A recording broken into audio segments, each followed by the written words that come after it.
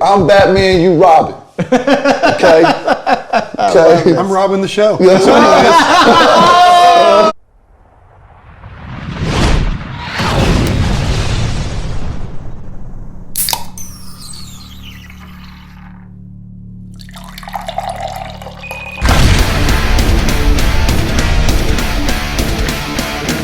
Hey, what's up, everybody? This is Johnny Christ at Drinks with Johnny. Today, I'm very excited. I'm sitting down with a couple of really good friends. This is one of those podcasts, one of those episodes where, I don't know, it's just really fun for me. I get to film and hang out in my house with some really close friends. I got JJ here and M Shadows, and we're going to talk a little bit about mostly JJ today and how we came to meet this man and their very close friendship over the years and our friendship as well. And let's just start at the beginning, man. Like, let's start, not your beginning, our beginning together, where we all met at the Palms in Vegas, right? Actually, no. Okay. Actually, it started at Joel and Benji's house with Matt. Okay. And Joel and Benji had called me. I went over to their house, and they were living next door to the game. And Matt was over there. I don't know what you were over there for, just hanging out or music. Yeah. And I start talking to Matt, and he's like, "Where are you?" Then Joel's like, "Oh, you got to meet this Matt guy. He's from Orange County, blah, blah, blah." I was like, "I don't know who that is." He's like, "You're gonna love him, you're gonna love him." So we start talking, we're hanging out. And I was like, "So, you know, like, what do you do in Orange County?" He's like, "Oh man," he's like, "I play basketball." Like, I was like, "You don't play basketball?" He's like, "No, I really, like, I play." I was like, "I play." I was like, "I fly in just to play basketball." And he was like, "All right," he's like, "I'm gonna come play basketball with you." I was like, "All right, like, I'm in a league, like, you wanna come join my league?" Like, we'll run, like, I literally was so tired of Vegas mentally, I would fly in for basketball to get away. Yeah. And he was like, "Yeah," he's like, "Here, call my wife to get a hold of me to play basketball." I was like, "What?" He's like, "I don't." You were using Val as the secretary. He's like, "Call phone." He's like, "Call my girlfriend." Yeah. And I'm like, "You're a grown ass man. I'm not calling your girlfriend for permission for you to go play basketball." Like, I feel weird calling her phone. I will confirm he didn't have a phone for a really long time. So he didn't have a cell phone. So at that time, I was really, I loved my this Verizon flip phone, this LG flip phone. Right. And you forgot it? No, I forgot it was a Verizon LG flip phone. It was a Verizon LG flip phone, and I thought it was the best phone of all time at that time. And I was like, "I'm not going to call your girlfriend. I'm going to buy you a phone." I said, "Send me your address. You'll have a phone in 3 days." And I think he thought I was fucking around. And I FedExed him out a phone. So I never, like, you know me, I would never call someone I just met, like, that quickly. For some reason, I called this guy, and I think you were at the All-Star game or something. You were somewhere. Like, you answered the phone, and then I gave you my address, and then a phone showed up. What kind of phone was it? LG flip phone. Was it the same? You liked? I was pretty convinced that cell phones were like a passing fad, and I didn't want people like to get a hold of me if I didn't want them to get a hold of me. So I was like, I'm just not getting one of those. Yeah. Because I remember you guys and Brian and Zach had the sidekicks in the band, and I was like, I had a sidekick too. And they were always Jimmy sitting had on a them. flip phone though. He had the Razor. Yeah, I had three phones. I had the Sidekick, I had the BlackBerry, and then I had the LG. I had the LG Verizon. How many phones do you roll with now, by the way? I just got my second backup line back up and running again. But I was on one line, but I'm on 2 lines again. Okay, good. I saw earlier before we hit record, JJ's phones fell out of his pockets. Yeah, I'm back on 2 lines, bro. COVID's over, but we busy again. we booked and busy. So after you give him a call, you get this phone. Is his number already saved in it? No, I just came in a box. It was a brand new phone. I just didn't know how to get. Like, he had to set the phone up and like go set it. But actually, Val had to go. Like, Val went to go set the phone up. Okay. Because he didn't believe in that type of stuff. And then I just remember like, I think you came in hoops. But and he kept inviting me to shows, and I never went to a show. I was like, because your guys' shows were on weekends, and that's when I was working. That's right. Right. So it was hard for me to like. I had to take a vacation like the first 4 or 5 years of working for the family. I was always with them on weekends, and like even like our holidays, Labor Day, New Year's Eve, all those busy holidays were work days. Okay. And he kept inviting me to shows, and I ain't gonna lie, I didn't know nothing about no rock music. Yeah. I knew Metallica and Soundgarden and Blink. Okay. They're my 3 bands right there. I knew them. And he kept inviting me to the show, and the first show I was coming to was in San Diego. You guys were on tour with System of a Down. And my flight. So Ozfest. Ozfest. 2006? Yep. Okay. 2005 or 6. Yeah, 5 or 6, whatever it was. Is this the infamous day where we're Man, kind of fight on the freeway? you guys Before we get to that real quick, I want JJ. Can you explain the family that you're working for real quick? Because I don't want you to gloss over that too much. We'll come back more in detail. But what were you doing at the time for work? So I started off when I was about 20 years old. I had met the Maloof family. They owned the Palms Casino and the Sacramento Kings, and I met them and I wanted to be a rapper. And Phildy, the bass player from Korn, I used to live like the neighborhood next to him, not his neighborhood, the neighborhood like next to him. And I met his right-hand man, his name was Big Kip. And he just took a liking to me. He's like, yo, you gotta meet Phildy. And I would go to Phildy's house like all the time. And I was like 17, 18, 19, those years. And I would just be rapping. And so I was doing battles and stuff like that. And Phildy would go to my battle. He went to one of my battles. He was a judge. They picked me as the winner. I beat this dude who had like been beat in like 10 weeks. His name was like Last Man. Big dude, right? Yeah. And I beat him, and I go back to Phildy's house, and it was just crazy because like at that time his wife was like Jehovah's Witness, and she was like yelling at him because I was so young. It's like he shouldn't be around this stuff. And to me, it's like here I am around. At that time, Korn was, if not the biggest. Sure. Right? Yeah. They're about to go on the anger management tour. And as a kid, you're like, damn, this is like what's going on? And I would literally just go down to his house, and he was just such a nice dude. I would be down in the basement. He had 2 turntables, and I would just literally put on records and instrumentals and just rap. And then I ended up going to this party at Henry Nicholas's house that he took me to, and met a few people there. And I was like telling my friend the other day, like, people don't realize timing is everything. Where you are in life, who you meet, what's going on, and I've always been like that. I've always been put in situations. I've never asked to meet nobody. I don't move like that, and I always meet people that are just interesting and like and take a, I don't say take a liking to me, but our personalities, or my personality hits with them where they feed off of that. And literally at that party, I met 2 people. One was Tito Ortiz, and at that time he was at the top of his fight career, and it was Daylene Curtis. She was Playmate of the Year. Okay. The next morning, Tito kept telling me at the party, he's like, what are you doing here? And I was like, oh, Phildy brought me. And I'll explain who I am. And I was like, yeah, I was raised by a single mother and blah, blah, blah. And he was like, yo, your story's crazy. He's like, I'm gonna come pick you up tomorrow. I'm like, what? He's like, I'm gonna come pick you up tomorrow because you need to train. And I was like, all right, what the fuck is going on? And he literally called me and picked me up and took me to Huntington Beach. And I was playing, I'll never forget this. We still talk about it to this day. UFC thing. I'm bouncing around. I'll get to the work stuff. Yeah. But the UFC game, and I was whooping his ass with Kevin Randleman.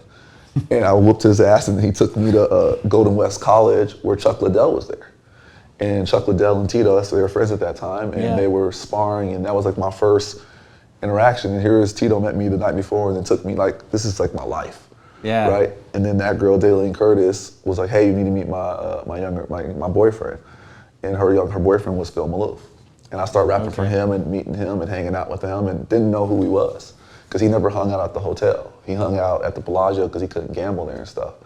And I went, and I'll never forget it, I was at the Rio Palazzo Suites, and I went to start rapping, and the power went out in the suites. And here I am with my instrumental, my stuff that I had just kind of put down in Phildy's house. I was ready to go, and the power went out.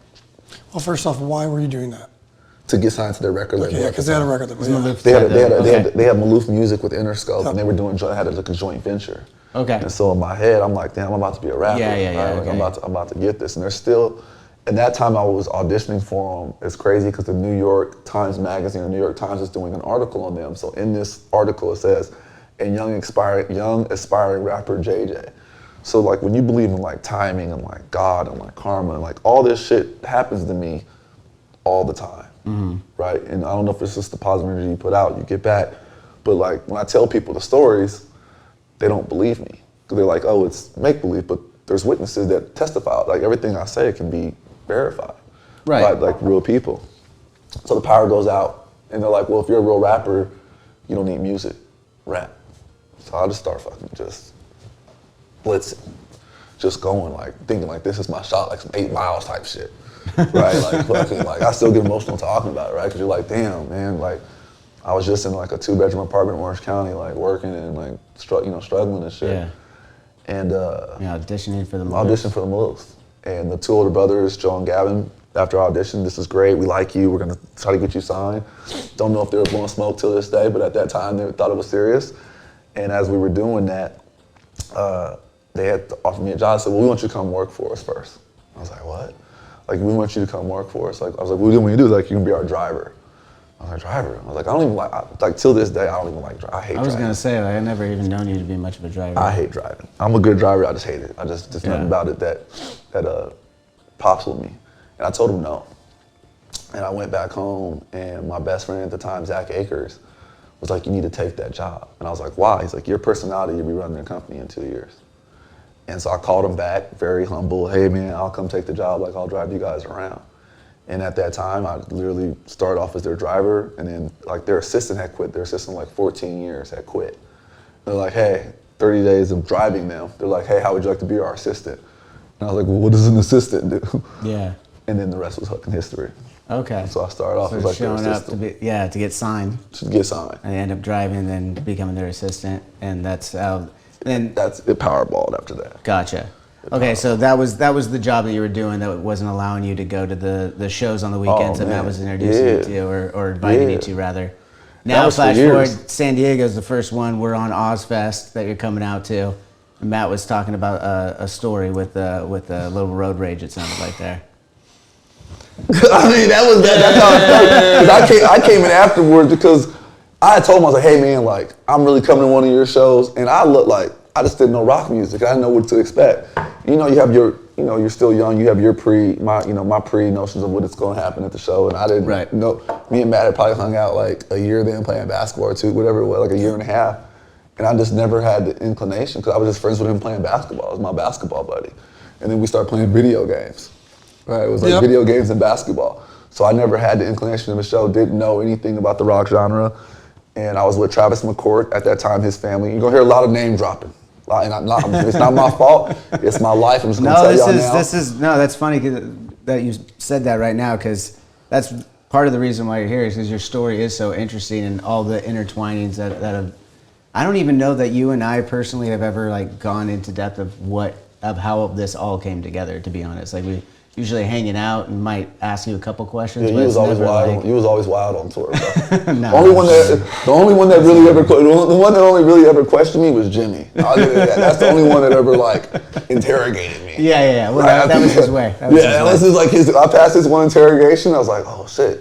Like, he was the only one who like dove deep into the story. Like wanted to hang out outside of Matt and like dove deep into that. Yeah. But I literally was. I'll never forget it. I was at Tao Beach. Fucking blacked out. I was with Travis McCourt at that time. Him and his family owned the Dodgers. He's like, I gotta fly back to LA. And I was like, fuck, I gotta go to San Diego for this rock show. He's like, well, who is it? I was like, Avenged Sevenfold? He's like, oh yeah, I know him. He's like, you're going to their show? I was like, yeah. My buddy's like in the band. He told me I can come down to the show. I'm fucking like completely blacked out. I'm like, I'm about to get on this fucking flight. It's an hour flight, like whatever. Fucking flight gets delayed 4 hours. Like, I'm on not even like in the airport. I'm on the runway on a plane for like 3.5 hours, completely out of my mind, and they're not serving alcohol. This is before they changed all the laws and shit, right? Yeah. I'm on the plane, I'm fucking pissed. Yeah. And I'm like, hey, I gotta get to this show. I'm fucking pissed. So I land late. I miss y'all, but I was like, I felt so bad. I went to Carl's Jr. and I bought 150 cheeseburgers. Shit, I do remember that. That was my intro. Was that at what? That was San Diego. San Diego. Was it Chula Vista? Yeah, it was Chula Vista. Vista. That's what it was. Yeah. And we played Gunther all night. Then you had your crazy stuff beforehand. Yeah. You had your. So this is what what your energy was when I show up. Go ahead, what you was doing. We had gotten in it was a hometown show in a way, right? Yeah. So it was, you can sleep in your own bed. You're not in a hotel room, but everyone has to get to the venue. Yeah, you're on your own. So it was me, Jimmy, Val, Liana, and Val, and Before Dane. You guys rolled and Dane, okay. And so one of our security guys, Dane, who's just an absolute killer. Yeah. I mean, the guy had been to Iraq multiple times. He was just front lines, just a guy we grew up with. Love him. He was rolling with us, and we ended up getting, without too much detail, in a crazy fight on the 405 freeway, or the 5 freeway going down to San Diego. Yeah. Like, I think you're past the statute of limitations, but you don't have to go. You don't have to go. You have to go crazy. Yeah. Let's put it this way: both cars were stopped with everybody going full speed through the freeway. We had broken out their back window. They were trying to fight us. We're like fist fighting in the middle of the street. Guys and girls. Guys and girls. And then the cops above us, and we start running from the cops. Totally, this is all. We're- I wasn't there for it, but the storytelling Come back down to you. We get in the car, we're going through traffic, we're trying to get away from the cops, and we end up getting into like a parking lot somewhere in like Oceanside. Or not in Oceanside, but like in between. Escaping. Escaping, we just sit in a parking lot for an hour while copters are above us. They're on the loud horn, the megaphone. Like, there's cops everywhere, and we're just sitting there going, we gotta get to the show. And we escaped not getting killed by a car. We escaped these guys that picked the fight with us. Mm-hmm. But then when Dane got out and just went crazy. Yeah. And it was like they got really worried, and then they were trying to go full speed and then slam on their brakes so we'd slam into them. Like, that's how crazy it was. And then when we were trying to run away, they were trying to catch up with us because we had broken all the windows in their car. And they wanted, obviously, the cops to get us. How did you break the windows again? We ain't gonna get into that, though. I'm also, it's my people, right? So we ain't gonna get into no details and all that kind of stuff. There's my people, too. No, I know, but I play a lot of roles. Man, PR, manager type shit. Yeah. We ain't gonna get into okay. The windows are broken. The windows are broken. The windows allegedly got broke. Allegedly, the windows broke for some reason. Windows allegedly got broken. So this is all show day. So we get away. Day of show. So we get away, and then we decide, okay, it's been an hour. We're gonna try to get back on. We take PCH all the way down. Okay. So we're just every light because we're like, we can't get on the freeway. They're looking for the silver Charger. And so we finally get to the venue, pumped up, have the show. It's a great show, but we're just like, obviously, like the adrenaline of that was insane. And now we're like laughing, having drinks, and this guy shows up late. Then we get a little bit of a party you had like a party. No, we had something. I had the SUV, but I had my Xbox and shit in there. Yeah. But we go on your bus. Yeah, at that point you weren't driving anymore. Oh, it was in the bus. It's right in the bus. We went on the bus where you guys were playing Gunther and T.I. Yeah. That was like the anthem of the summer, dude. Was Gunther. Jaeger shots, Gunther and T.I. And I told him, I was like, black people don't drink Jaeger. And he's like, well, you with us now. You're drinking this. And we literally stayed on that bus until the bus calls like 3 or 4 or some shit like that. And black people don't skydive. Yeah, but that was, That's later. That's later. And we literally, that was like our first like major hang session of like, because normally it was just like basketball or video games. Right, because you guys were on tour, I was working. I don't think you came to Vegas maybe once, and I think that's when I had met you guys. That's when I met. I didn't realize it was before that actually, because the first time I met you was when one of the first times we were out in Vegas doing a show or hanging out, whatever it was. And I knew the connection was through. I think you guys came afterwards to the club or something like that. Yeah, like what was it, the Ghost Bar, right? Yeah, something you guys came to the club afterwards. I didn't come to the show but you guys came afterwards. That's right. That's what that it was. Another thing. They're like, you're in Vegas, you're still not coming to the show. I'm like, man, I'm working, bro.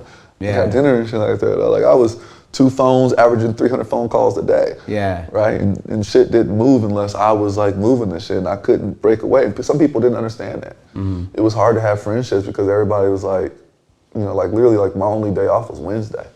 So I would fly in for basketball leagues in LA or Orange County just to play basketball, just to get away from shit.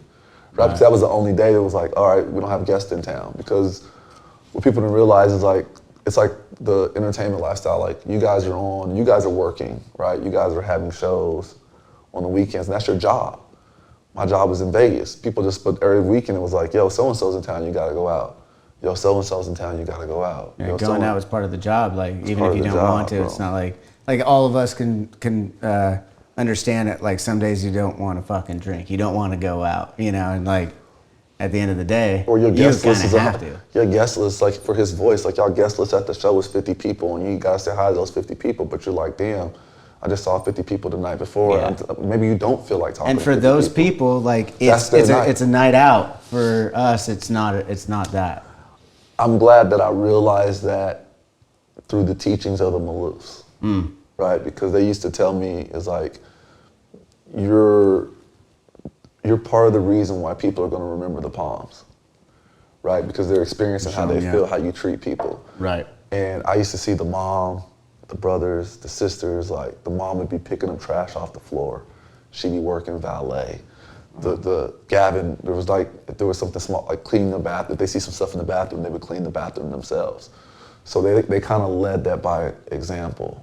right? So that was like the bear, you know, the line, I would say, right? Like that's what you have to look up to. If they're doing the shit, who am I not to do the shit? Right. Right, and then they used to always say, we don't watch how people treat us, we watch how they treat you. So then that got in my head. So now I'm not watching how people treat me, because everybody's kissing my ass, I'm watching how they treat other people, right? And then it was, damn, I'm not even taking care of it. It wasn't, to me, it wasn't even about celebrities. I used to take care of celebrities' families more than I would take care of them. So I would have more fun with them. Yeah. I mean, young Jeezy would send me his mom and his sister, and to me, I treat them like that was my mom and my sister. And that's what he remembers the most. He was like, fuck, when I came to town, my mom and my sister talk about you all the time. Yeah. Because I treat everybody the same. And I'm glad as a person that I learned that early on, it's not later. Because there were some dickheads in Vegas where I looked to them like, damn, these dudes are pricks, right? And they're just they're doing it from the money part of it, right? And so I learned that from the Maloofs. Like, I give them credit. You know, I always tell people, like, I grew up from a single mother in Orange County. And then when I was, you know, I got 20 years old, I started working for these four brothers who were all the same, but also fucking different, right? And then the mom was like the boss. Like, she was like the boss, powerful woman, the boss. So you learn from that. And you learn from all four different people. It was like, I didn't go to college, I dropped out. But that was like my college. Yeah. And the shit that I learned from them, you don't learn in schools. No. You don't learn like. Well, yeah. I mean, that's like anything else, though, right? Like we didn't go to college. We learned on the road stuff and meeting people like yourself and stuff. I mean, I definitely agree that you can learn a lot more just by getting into real life situations than a lot of stuff that they're going to teach you in school. Hand-to-hand combat, man. And you know, and when I mentor people now, I'll be giving them these lessons, and they're like, "Damn, where'd you learn that from?" I'm like, the Maloof brothers. Yeah. Like, they used to tell me, write shit down. The faintest ink is better than the best memory, right? Like, write the shit down. Inspect what you expect, right? People are gonna tell you some shit, but you need to inspect that shit, dog, yourself, right? Till this day, Joe Maloof signs all his checks, no matter what the price total. It could be $12. He wants to sign that shit. So when you start seeing things and people open up doors and you get to learn from that type of stuff, and then my upbringing helped me in that, right? Like, always just like I tell people, like, all parts of your stories are learning lessons. There's no losses, it's all experiences and shit. And my upbringing of being raised by a single mother, going to 10 different schools, living in the hood, living in the suburbs, living in the South, it taught me to get along with everybody, right? So you could put me in a room with a group of Republicans and senators, and they're like, damn, that fucking JJ's cool as fuck. You could put me in a room full of gangsters and killers and shit, and they'd be like, damn, that JJ's cool as fuck. Athletes, they're just cool. Because I realized that, you know, we all come from pretty much the same kind of place, but we're just raised differently, because you don't know no better. Yeah. When I lived in the South, they called me Hollywood, and they thought that I knew Eazy-E and Dr. Dre and Snoop Dogg and shit. Do you know Dr. Dre? Do you know Ice Cube? Because they thought everybody in LA knew each other. I'm like, well, nah, man, like, them different people. Yeah. Right, but then when I, you know, normally in, you know, the history, you go from the hood to the suburbs. I went from the suburbs to the hood. So when I went there, I was like the proper talking Orange County kid, moved to Inglewood. I had to learn that shit, right? So that's why I learned, like, no matter where I can go, I can get along with people, because it's all the same. I think the big thing there to me that I totally agree with is that we are all the same as human beings, really. Just, we're all in this fucking whatever that is together, like, really, literally come from a lot of the same shit. We're all made up of the same shit. We all truly don't know what the fuck's going on, and you just try and figure it out, and you just don't want to put. I like to say these days, I don't want to put my rocks in your basket. Like, we all have enough of our own rocks. I don't need to be giving you mine. Man, and that's hard sometimes, because people sometimes don't know what you're going through.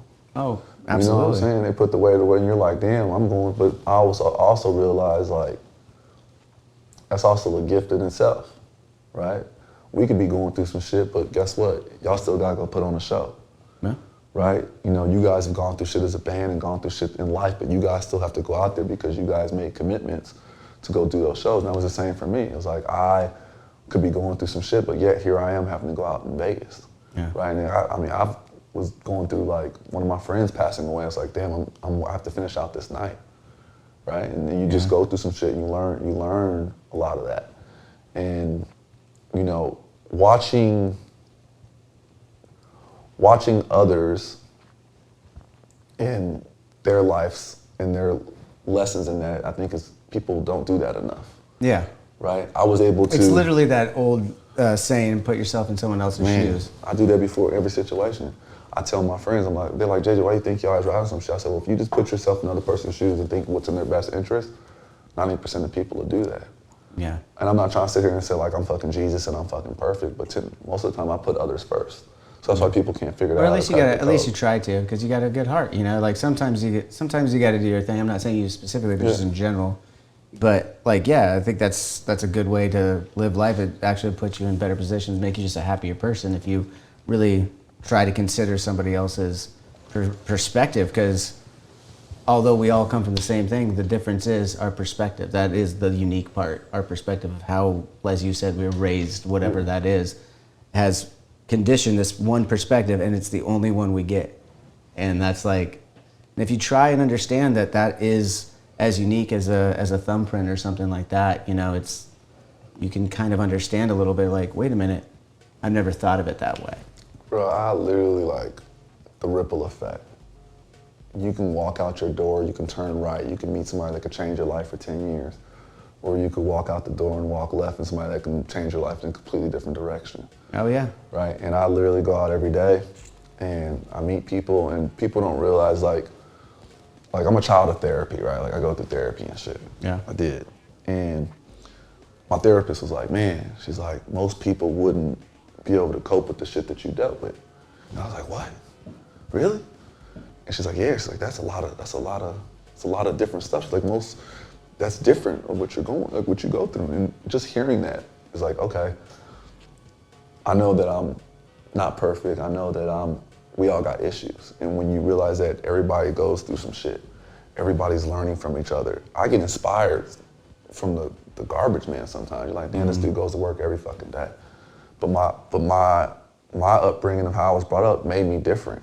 Most people wake up every day, they have to go to a 9-to-5 job that they work that same job their whole life. They're an accountant their whole life. They're a banker their whole life. They're a doctor their whole life. They're a artist their whole life. I got to work at a basketball team for 15 years. I worked in the NBA. I got to be in the casino business for 15 years. I got to be in TV and film for 8 years. I got to be in marketing. I got to be in sales. I mean, and that's why I joke with people. I'm like, I sold everything.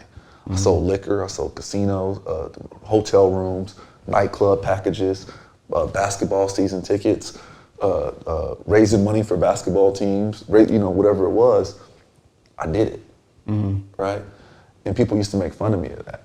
Damn, what's your title? Oh, you got to go bring Joe Maloof his coffee. Yeah, I sure do. There's nothing wrong with that, man. Right. Like, what do you got to go do? Like, I saw this LeBron shit where LeBron was like, people criticize me, but then they got to wake up and go be themselves. I had fun.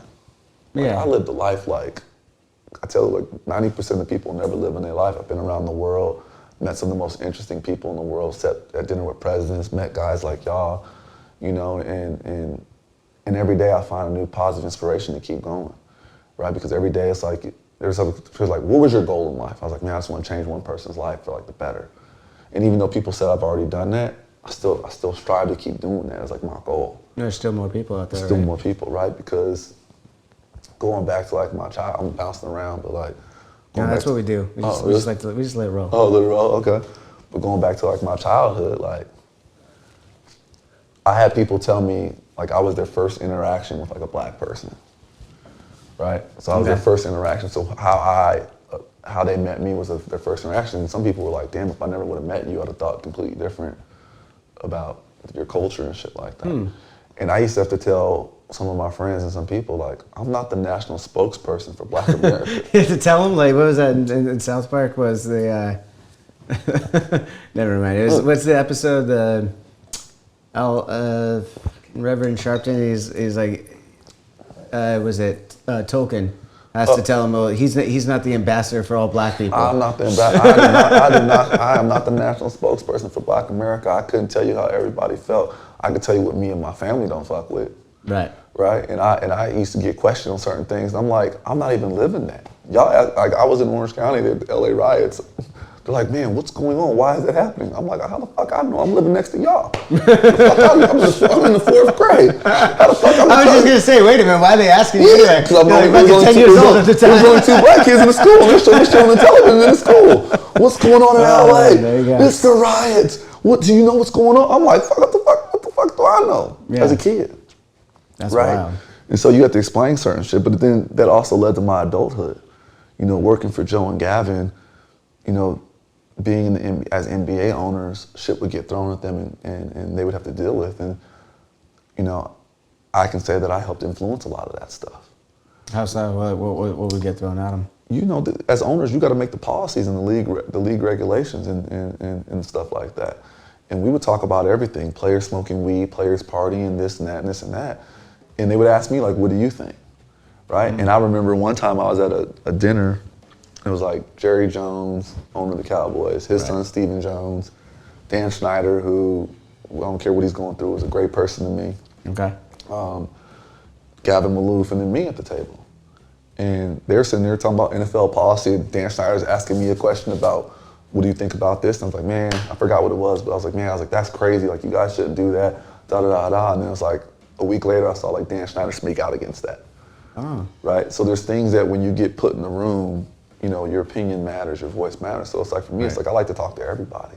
But I got put in more situations than most people wouldn't get to be put in, just being around the Maloofs, because they would include me in things. You know, they could have been like, hey, stay over there. We're gonna talk over here. But everything that they did, I would be at the table, because they would want to run things by me, because they used to say, we're not the smartest people in the room, and we want to know what the youth, how are they gonna sell stuff to the youth that they don't know? Right. Right? So they would be like, hey man, like, call JJ in here. And I go in there with fucking stars in my head, fresh out the nightclub, after hours, fucking Great Wall of China hoodie on, coming in there. And they're expecting some like white kid in like a shirt and tie and all that kind of shit. And I come in there in a sweatsuit. Hey, what's up? They're like, what do you think about this product? And I'm like, oh, and then they're like, oh yeah, we're not gonna go with that. Right? So it's like stuff like that. Like you don't realize like you're, when you actually get respect and put in those conversations, like what your voice carries. Right. You know what I'm saying? It's also really interesting that just to talk about how they are as, you know, owners of their companies and stuff, that they would actually be, you said that they would say that they're not the smartest guys in the room or whatever. And I think that's something that's really kind of makes you a little bit smarter in a lot of ways, because a lot of times in that position you might have this ego or something like that you've created this whole thing and haven't learned along the way. And being in tune with the fact that you had to have learned along the way to get there. And just being open to that, I think, is a good lesson. I mean, yeah, one of my first tasks was, like, you know, when I was younger, I was cocky. I was, you know. I have never seen you try to wrestle a man that took you down in 2 seconds for being cocky. I ain't scared of nobody. In my head, I can fuck a lot of people up, you know what I'm saying? Like, it just goes like that. But, you know, I used to tell him, like, all the time, I was like, hey, man, like, this merchandise is trash. Right. And talking about Sacramento Kings merchandise. And finally Joe Maloof was like, you fucking think you fucking know? You think you fucking know? Then fucking design it yourself then. I was like, all right, like, what is it? I thought it was gonna be easy, right? And I literally got to design a hat. And I just took out the team colors and just did like a black and white hat and did some shit with it. And I was like, hey, that's the hat that I like, because I wanted to do these black and white jerseys in black and white. Because I was like, in my head, I was like, man, it's hard for me, knowing what the culture is, to wear purple with these gang colors and where we're going and shit like that. Mm-hmm. And I was like, it's hard for people to wear purple in the hood and like gang colors and knowing what the gang culture was and all that kind of stuff.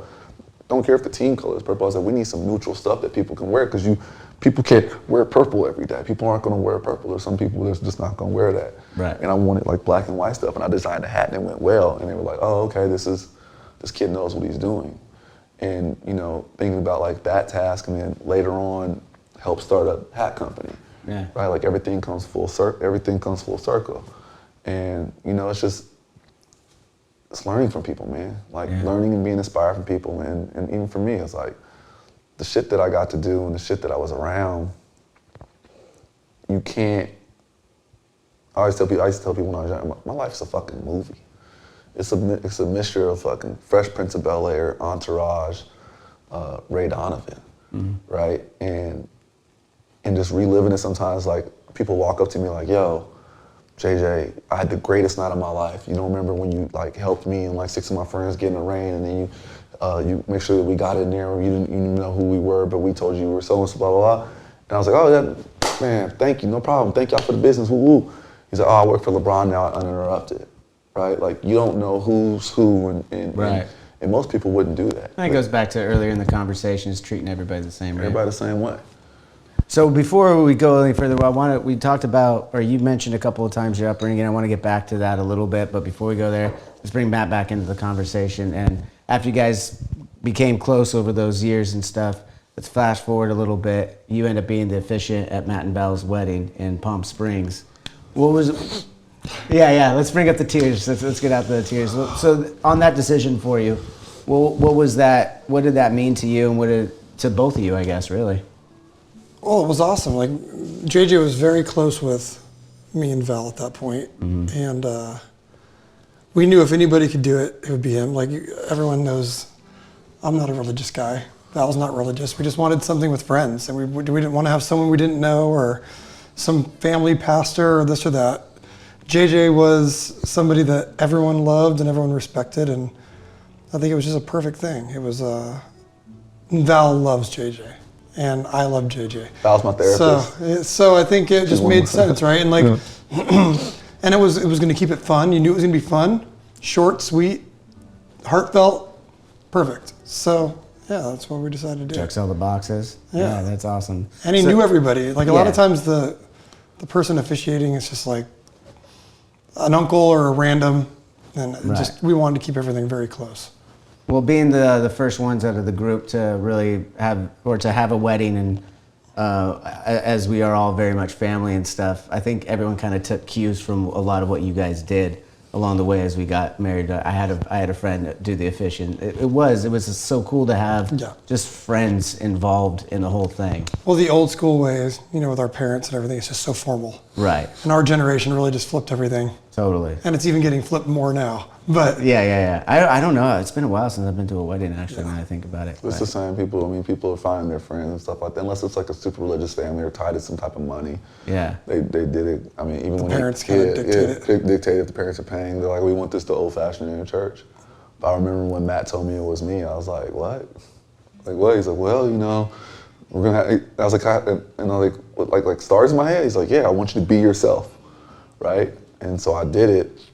And this is the first time I've ever seen you a little nervous. Yeah, and his bottom lip was shaking a little bit. Because here, so in the video, it looks like I'm staring at Val's ass, right? No. So in the video, it looks like I'm staring at Val's ass, but I'm watching him do his vows. And staring at her ass a little bit. No, hold on, but I never. His eyes were like that. I've never seen him get emotional. Right. Right, because at that, Matt was like the professor, very stoic, very serious, very, unless he got angry. Right, he's very, very even keeled. So I've never seen, at that time in our friendship, I had never seen him get emotional about anything. And then when I saw him like this and him doing his vows, and I'm watching Val, and like, I love Matt, but like Val's like my best friend. Like, it's my people. Right. Like this is like, when y'all working, it's me and Val hanging out. Yeah. Right, we be on the road. That's like my people. I get emotional talking about now. And she was, I'll never forget, she was wearing like these amber things around her waist for her wedding thing. And so I'm looking down at that to try to focus, trying to read my shit, right? Because I'm like trying to not mess up their wedding. That's my big thing. But then like I'm doing it, I'm like, okay, fuck, it's over. But I was like afraid that I was gonna mess up my lines on their wedding, because you don't want to be responsible for that, right? Like even though they didn't care, like they literally, like Matt was like, I was like, hey, when we get a fresh haircut, like he's like, no, dog, be yourself. Stars in your head. That wouldn't be you without stars in your head. Right. Wasn't there something where like, did you not have your suit or something? Oh yeah, I did a. Something happened. I remember a little. I was gonna do like the white collar, so I did a white Gucci. Gucci. I remember. I did Gucci. I had a white Gucci tie, Gucci shirt, I was Gucci'd out, and they thought I was gonna be like all black. And Matt told me to be myself, man. So I was, and that was my. Yeah, I was Gucci'd out. Yeah. But then they started something, right? Because then it's literally like. After them, it was like I married Dione and Maria. Yeah, in Vegas. But I married like 9 couples, and all 9 of those couples are still together. Wow. 9 for 9. I brag about that, right? Because I'm like, these gotta be some crazy motherfuckers that pick me to fucking marry him, right? Yeah. But he says he's not religious, but think about this. He knows how I'm religious, and he picked me to marry him, right? And he let me say a little something in there, and whether, you know, but but we blessed that shit, right? And it was because I tell people, like, I've told one of my friends like, oh, you're gonna marry us? I said, no, I'm not. They said, why? Y'all ain't gonna make it. Gonna ruin the record. That's brutal honesty right there. And then I got one friend who I was supposed to, so I had to correct myself so nobody don't get mad. I had another couple that wanted me to marry him, but I had a family emergency. And the wife to this day thinks I did that because you didn't think it was gonna make it. I didn't think they were gonna make it. But I really had a family emergency at that time. Okay. But it's, you know, it started something though, right? Like, think about that. We've been friends. That was 06 San Diego, so like 03, 04, right? And I mean, we've been through some shit. Yeah. Right? And Matt's seen me at the highs. I've seen him at the highs. I've seen him at the, I mean, you guys are going through the Jimmy stuff, you know, being there for that, because I had went through a friend who had, you know, committed suicide, and I had lost a lot of friends that had passed away, you know, through death. Right? And, you know, at the age of, I think I was like 22, I've been to like 23 or 24 funerals of close people through family and shit like that. Wow. Right? And I remember when Matt and them were going through the stuff, like, talking to them, and I was like, man, like, this is your guys' first close. That was, yeah. It was your first close. For you too, right? Like, that was absolutely my first, like, no family, Didn't seem possible before that. No. Now think about it. No. Yeah. And I've been there through River and Cash, and, you know, anytime I'm really going through some shit, I call Val, and she, you know, she walks me through some shit and always picks me up no matter what the fuck it is. She always takes my side. You know, Matt, during the Black Lives Matter movement, you know, he wrote a letter when a lot of people weren't speaking out. He didn't have to speak out. He could have just did something. Matt went out in the rock world and wrote a letter and was like, yo, like, I don't know how this feels, but I watch how my best friend and my brother-in-law get treated when they go to shows. Right. Right? And, you know, Matt's seen firsthand some of the things I've had to encounter of, you know, racism type shit. And, you know, is it easy? Nah, man. But I don't let it change me. Because then it's the letter that he wrote and my friends that speak out, because it's like I said, it's like I have people that say, man, like, if it wasn't for you, I wouldn't see certain shit. Right? And I learned that in Vegas. Like, Vegas was literally me helping people through the shit they were going through. Because Vegas was a getaway, right? What happens in Vegas stays in Vegas? Not really. Right. But it's basically a place where people let their guards down and to get away from shit. Your wife's nagging you, what do? You go to Vegas with the boys for a fucking fun trip so you can go back and be nagged for 6 months, right? But there's people that come to fantasy football every year. That's their one trip they're allowed on, right? Husbands are crazy. Girls trip. I think we did every bachelor party there. Every bachelor party, every bachelorette party, everything, right? And that's because it's like, you go there and you don't have to worry about shit.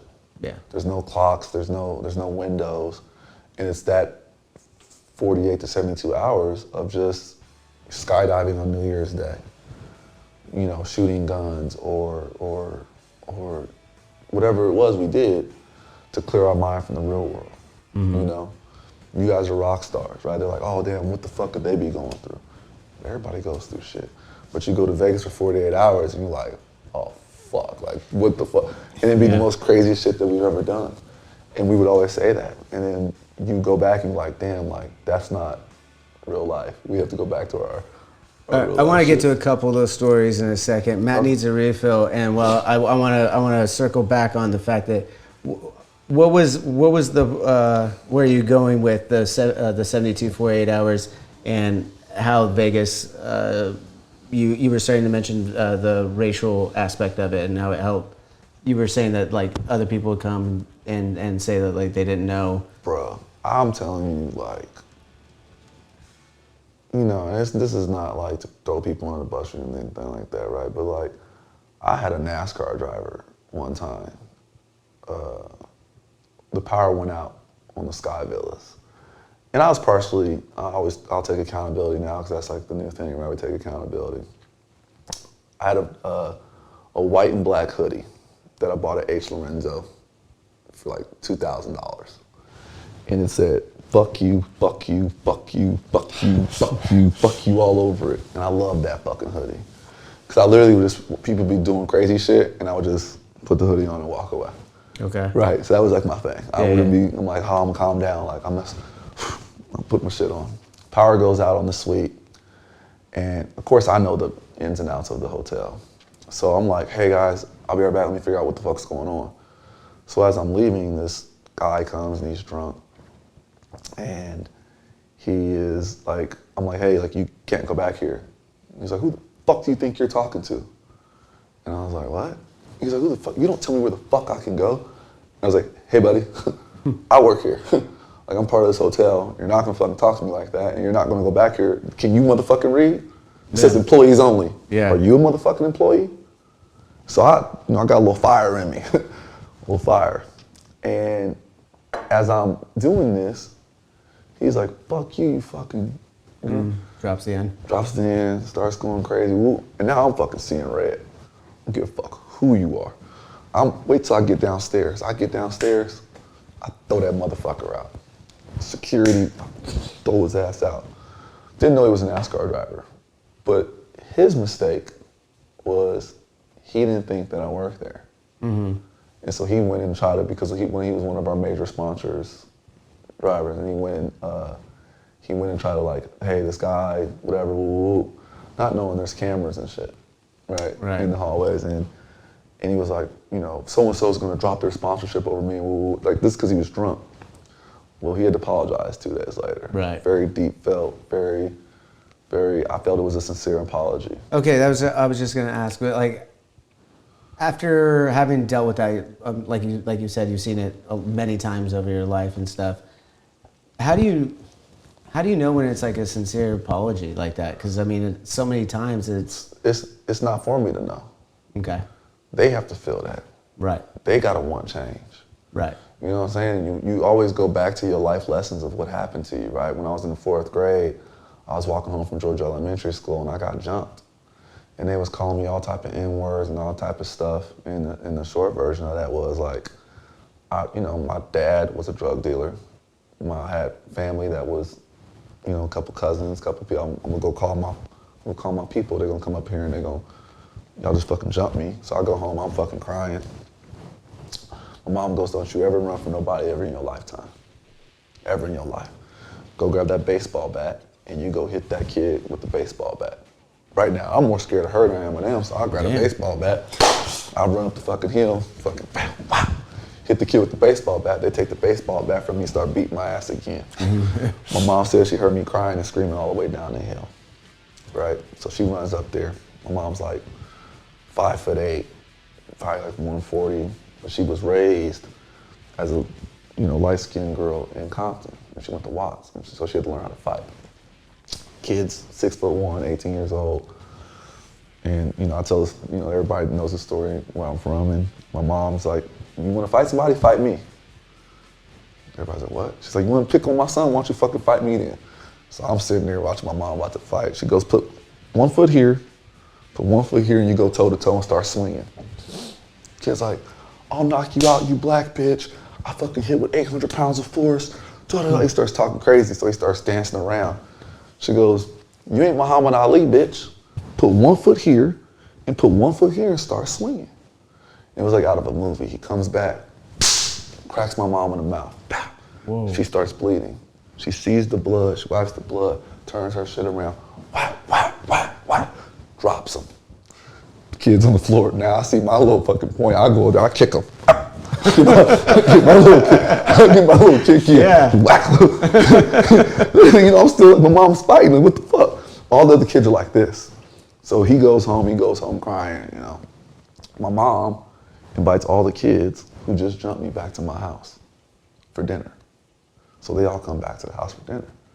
And the lesson in that was, she goes, how do they know if you don't show them? So after they just got through whooping my ass, I'm sitting there eating fucking spaghetti with these motherfuckers, right? But her lesson to that was like, if they don't know you and you can't change them, then they're gonna think like that. Yeah. You have to show them what's going on.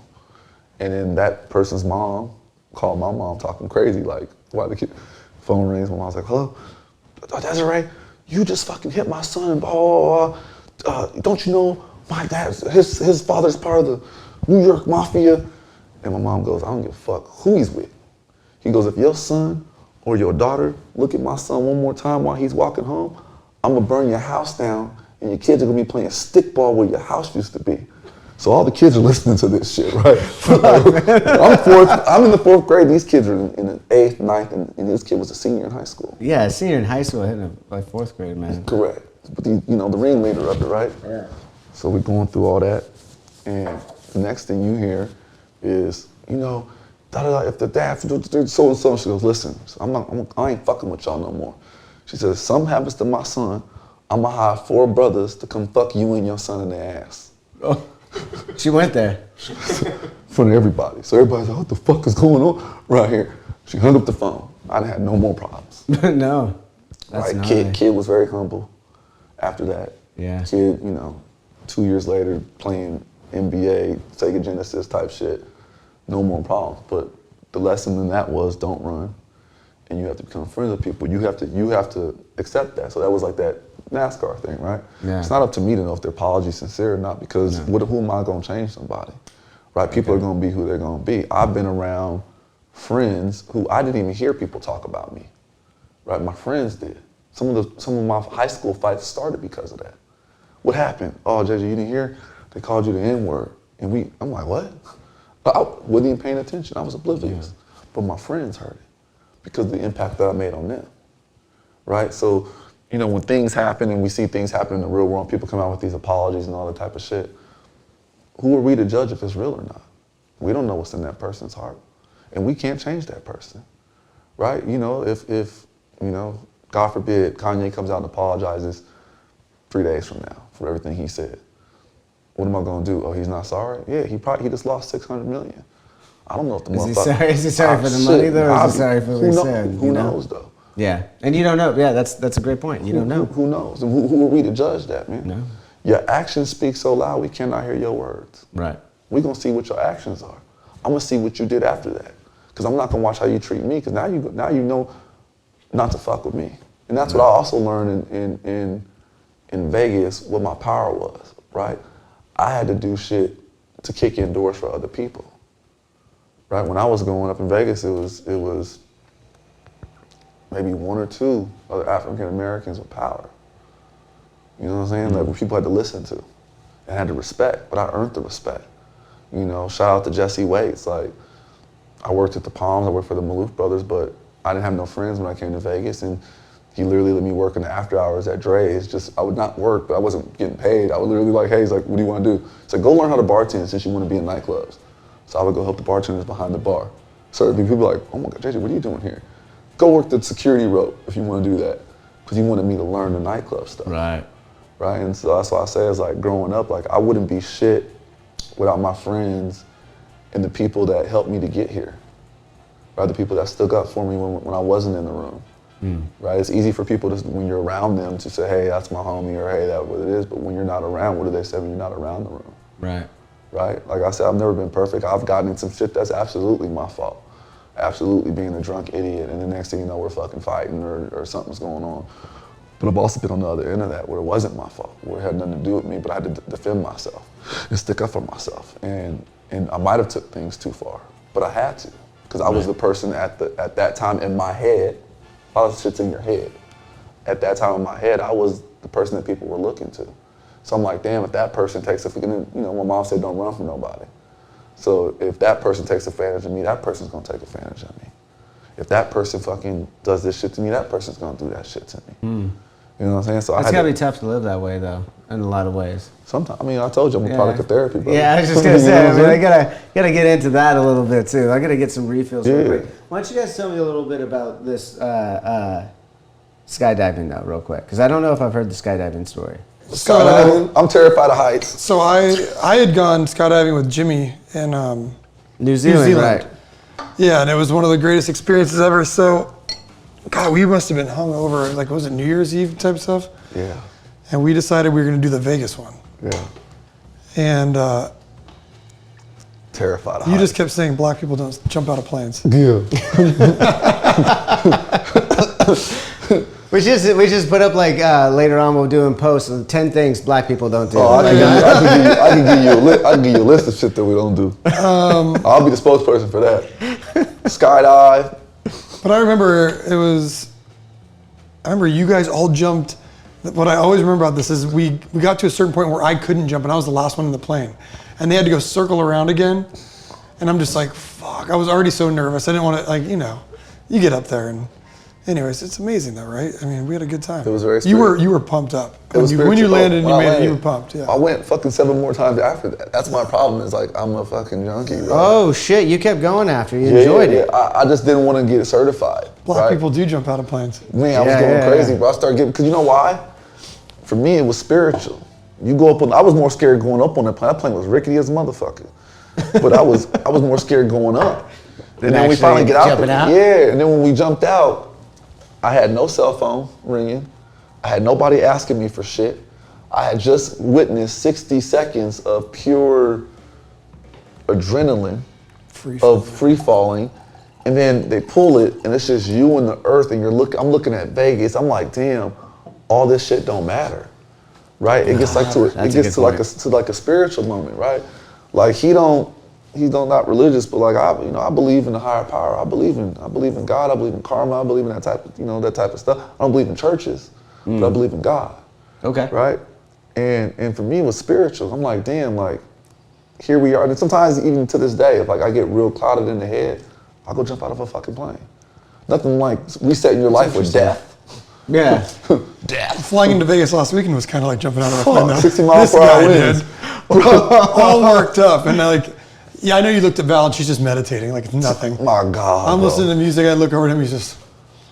I just tell on his face. Because I literally called before we took off. I'm the person like anxiety be at an all-time high at all times and points. Okay. Right, because this is how I am now. Like I worry, gets canceled because of wind. I worry about everything. Yeah. We're talking about when we were Young Festival. It just happened in Vegas. Shout out to Sean. That shit was cracking. Even though we missed it, I heard that shit was popping. And I hate that I missed that shit, but I'm a new fan of Break the Horizon. I was out there at the show. Bring me the horizon. Bring me the horizon. None of them people today was out there was going crazy. He be taking me to shit, bro. He be opening my mind. That's why I went through COVID. That was one of my things. But he calls the airline. Sure did. And he's like, hey, we're flying because he's hoping that they're going to say no, right? Yeah. And they go, no, we haven't heard anything. So he calls us. He's like, they haven't fucking heard anything? Oh, I was mad. Windy? I called Just 3X. I'm like, man, they just canceled this festival for the fire marshal at 60 mile per hour winds. I'm on my iPhone app. You know, I research shit. So I'm on my app. I see the winds going 27 miles per hour. Then you got the fire marshal talking about 60 miles per hour wind. And then he tells me about his friend that flew in before us, who was on a Southwest flight, talking about it was the worst flight of their life, and she almost threw up. So I'm like, well, damn, this plane ain't that size. So then my head started going. So I called him and said, oh no, they said we still flying. We don't know anything about no wind. So I'm thinking people lost. Yeah, so you just don't trust them. Man, I had anxiety, but so we get in there and it's bumpy, but in this case. No, it's like the plane was going like this. The plane was going like this. Did it feel a little like when we were on the way to the Bahamas and it seemed like the pilot had a POD and he had to come in real quick? POD. We're gonna bring it there, huh? It was a joke. It was a joke. I'll tell it real quick. We were on the way into the Bahamas after a long trip in Europe, and me, Val, Matt, and my girlfriend Lacey at the time, my wife now, we're flying to the Bahamas on a smaller plane. Like we changed over in Miami to do like. Oh yeah, the smaller area. And on the way in, it just like all of a sudden the dude just went straight down to get the runway. Oh, the small and we're laughing our asses off, calling it 10-4. I got a POD. I got to poop on deck. We call it POD. It was a poop on deck. So he had to take a shit. That's why he really in real life? No. I was like, what? You see, I believe shit like that. That's what gets me in trouble. I be believing people when they tell me. Yes, we actually knew. We talked to him about it when he came out of that, and just Jim carried it to not go in there. I be believing shit people tell me. For me, it's like nowadays, it's like it's like everything to me is like you just have to inspect what you expect now, because anything happening crazy, shit just happens crazy. Well, I agree with you, man. Like it is the world of infinite possibilities. I do believe. Oh, dude, at any moment it could be the last plane ride. That's it. But that's anything. Like, yeah. That's where I think a lot of people fuck up at. They think tomorrow's promised. I don't think like that. Nah. I think like every day could just be like, I eat slow. Everybody makes fun of me because I eat slow. I'm like, this could be my last meal. And they think I'm joking. But that's just life though. You know, nobody has I agree a with you, but I eat my meal fast because it could be my last day. I got other shit to do. Man, I just say, who cares to all of it? Oh, you turned me on to that book, Brian Greene, Until the End of Time. Yeah. Till the end of time. Yeah. I'm Did you only get on through it all? chapter. I'm only on chapter 4. You gotta get to the last chapter. Because every time I keep listening to it, it's like the first while, if you remember, like it's very in depth into the science of it all. It's really prepping your brain. I know where it's going. I know where it's prepping my brain to go. And thank you, by the way, for the recommendation. But like, that shit's like fucking really cool. I mean, you're getting thank yous. It's your first time on this podcast. We're just bringing people It's together. technically bro. a second time. They cut me out of the other one. It was his fault. Blacked out? Him and John Dolmayan, drummer for System, they were so fucked up. I was like, get me out of this podcast. I can have nothing to do with this. They couldn't even talk to each other. They're like staring at each other right through each other's eyes like, I love you. And John's talking about his comic books, and Johnny's just staring at him, like not even taking one word in. I was gone. So then Johnny thought it was hilarious. I'm sober. I'm like, no way this is happening. So you felt like this was a safe place for you to come on with me? I said I would come on to this. Yeah. There we go. See, yeah. So this is first me and time. Johnny need to have a deeper conversation when we get closer to the record. Mm-hmm. But this is my. I did not say nothing about no record. This. I'm JJ's backup here to help him out. Yeah. Make him feel comfortable. So real quick on But you that. and me will have a deeper conversation on what we're doing later. Yeah. I'd love to do that. We'll get into that. I'm about to jump in for that. 'Cause I got some opinions. Go ahead, bro. I can't wait. When the camera's off, I want to hear your opinions. We haven't talked yet. I know you've heard it. Stop. Okay, no, I'm gonna leave it at me. So he had a couple beers. He loosened up. See, the second one, he get that. He's still drunk from Vegas, Johnny bro. beer, he could get it for Yeah, he's still drunk from Vegas. He on the second one. Fucking Emo Night. That was dope. You missed it. Don't listen. Another listen. Listen. I ain't never been no emo night. Never heard no shit like that. Them little dudes was. They might be. I never thought I'd be somebody smaller than you. Whoa. Them little dudes. Whoa. On my own show. Emo night. Emo night. This dude supposed to be a rocker. He supposed to be a rocker. Emo night. I'm gonna get to that. Hold on. He's supposed to be a rocker. He doesn't even know what Emo Night is. Cause y'all don't go out, bro. Y'all ain't in the streets no more, bro. Y'all about to drop an album. Y'all better get back in the streets to know what the streets is, man. This is why I try. See, I be slinging hats and all kind of shit. I'm still in the streets. I don't think I ever knew the fucking streets. I'm still in the streets. That's how you know I stay. I'm still in these streets. How much was that table that we had? That ain't got nothing to do with me. The streets. That ain't got nothing to do with me. But let me get back. Emo night was popping. Oh no, I'm sure it's got something to do with it. Emo night was popping. I loved it. The little Morgan homie was cool, and I had a blast. And that shit was so basically emo night is these two little these two DJs, and they do all rock music. Okay. So instead, you know how EDM like top, Chainsmokers and Marshmello, right? Then you got like hip hop DJs is like Mustard and Khaled and.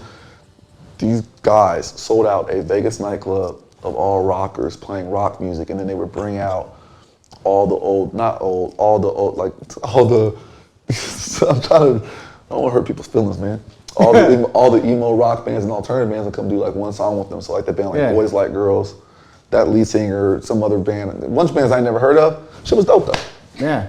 Love that shit. Didn't know I like it. Didn't know I like Bring Me the Horizon. Bring Me the Horizon. Bring Me the Horizon. Didn't know I was gonna like them. Fucking love them. I was all up in that shit. Emo Night was fucking cracking, and I was very sad. I didn't get to see the When We Were Young Fest, and that hurt my feelings. So you guys didn't get Sunday then? No, we had to be home for the Chargers game. That's right. You guys went to the Chargers game. So you're a big Chargers fan, huh?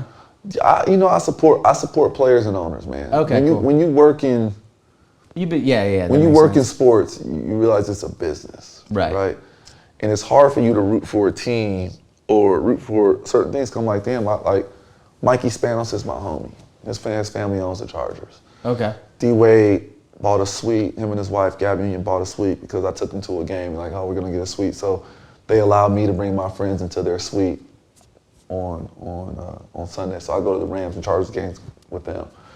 And when I first did it, all of us thought this was gonna be fucking cool. Like, damn, D-Wade, they're getting sweet, we're gonna go to games. And then you don't realize that Sunday or that Monday night football will fuck your whole week up because you go to the SoFi Stadium. Oh, yeah. It is a party. I love SoFi. You're out there living life for 5 to 6 hours, and then you got to come back to Orange County, and you're like, fuck Monday.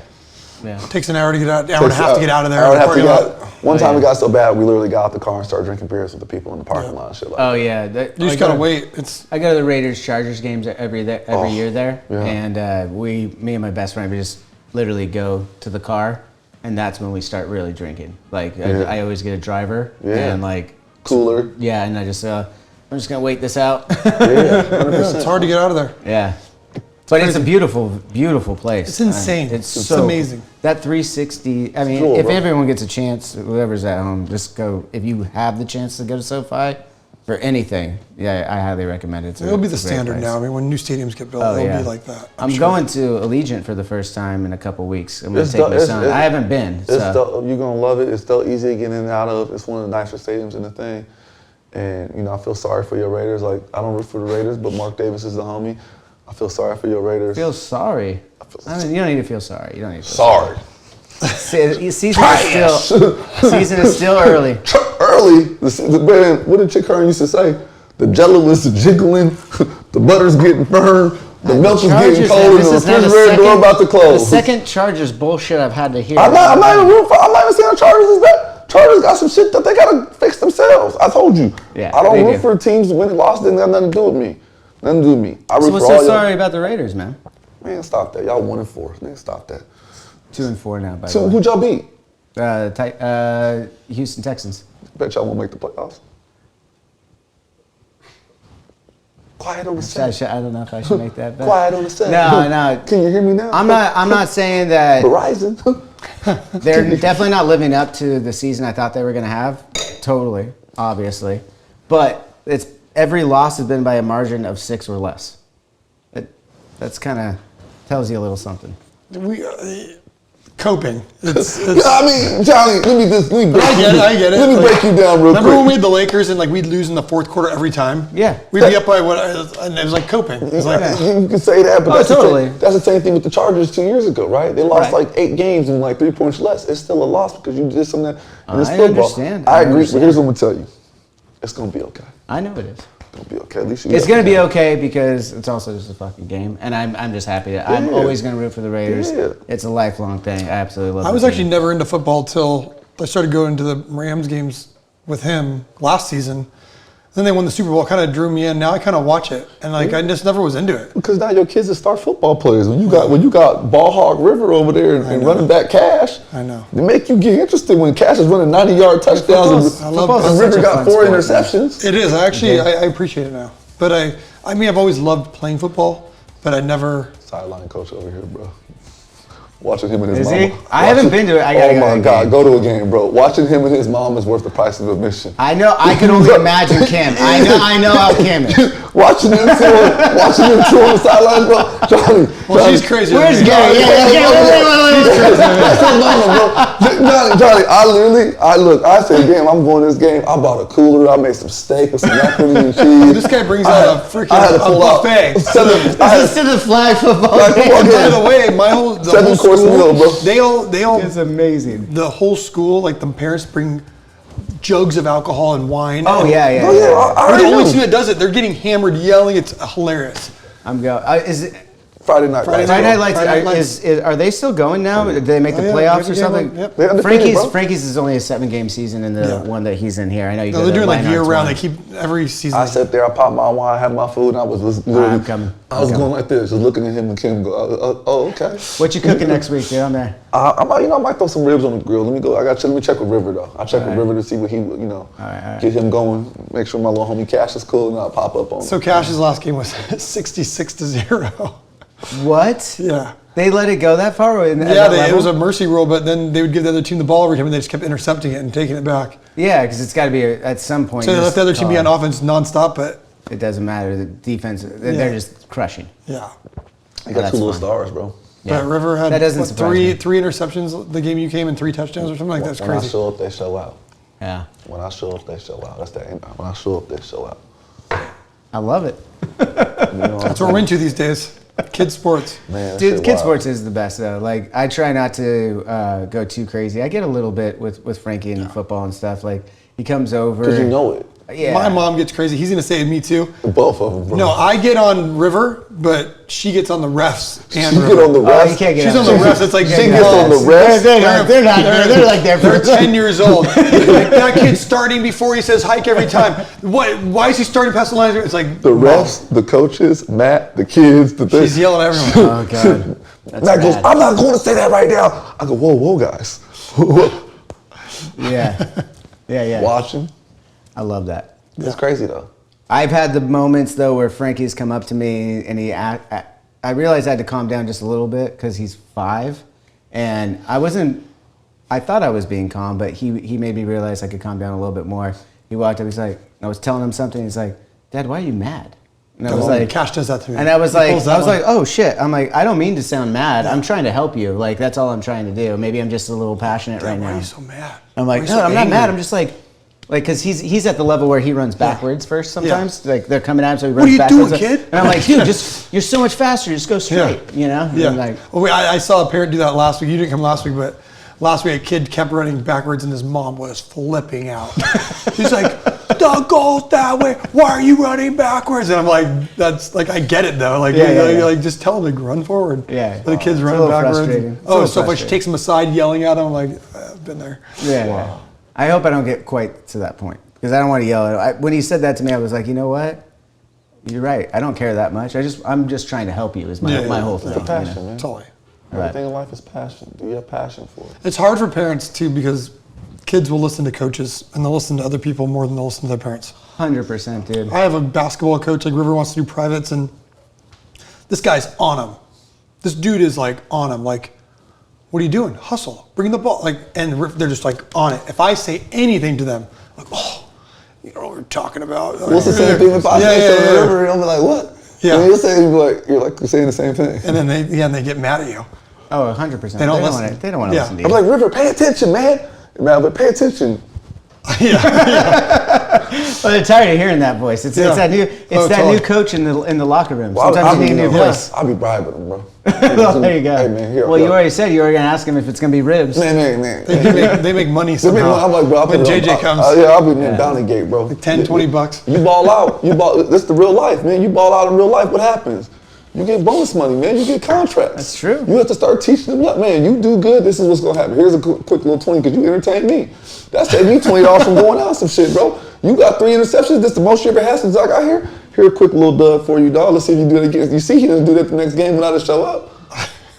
When I show up, they show up, put the little extra energy in it. It's a little bit of capitalism. It's life, man. It's life. Everything is a little motivation, dog. It's life. Think about it. I ain't got nothing wrong with that. Think about it, man. Look, I know y'all love music. I know y'all love rock, but y'all put y'all time and y'all effort in that, in life into that, right? Yeah. And it's because you guys have worked your way up to a certain level of what you expect to get that in return.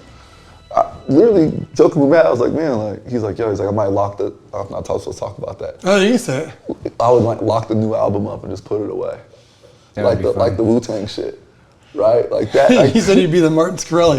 I'll be the Martin Scarelli. I'll be the Martin Scarelli. What the fuck?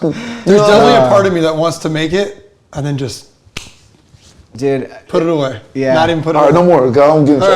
Right. He's gonna blame me. And I didn't mean to do that. But at the end of the day, look. Just get a little smirk into the camera there. I mean, no one will be happy about that comment, but there's a little part of me. Totally. The troll in me. I'm reeling it in, Johnny. Well, that's like the funnest 2 thing. beers, I open them up. Yeah. See, I'm his pastor, bro. yeah. I'm his reverend. When he's here, it's all kind of confessions and openness. That's why you married him. You know, and he's just a good person. You know, just being around you guys. I mean, you were the officiant at his wedding. I'm Reverend Jones. Reverend Jones. And you gotta, and being around you guys has just been a privilege and a pleasure. Like you guys allow me to go on tour, allowing me to always just be who I am, and our Minnesota trip and the road trips. And dude, that Minnesota trip I will never forget. Like this, going out there doing the 100 Club, and then going out to going out afterward.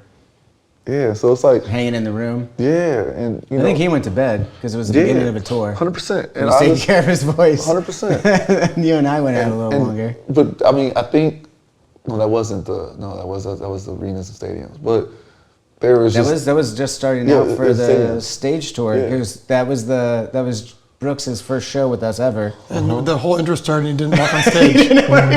Nightmare was supposed to start and he wasn't even at the drum set. I kept telling Matt, I'm gonna find out who this guy is. I'm gonna talk to him. I'm gonna see if he's good. No, he's a great drummer. I said, I don't give a shit. I want to know who he is. Right? You want to know? Did you figure it out yet? Yeah, I think he's the most nicest, goofiest dude I ever met in my life. Nailed it. He's the nicest dude. He's the most nicest. I've never seen that dude in a salty mood. He just, okay, great, okay, all right.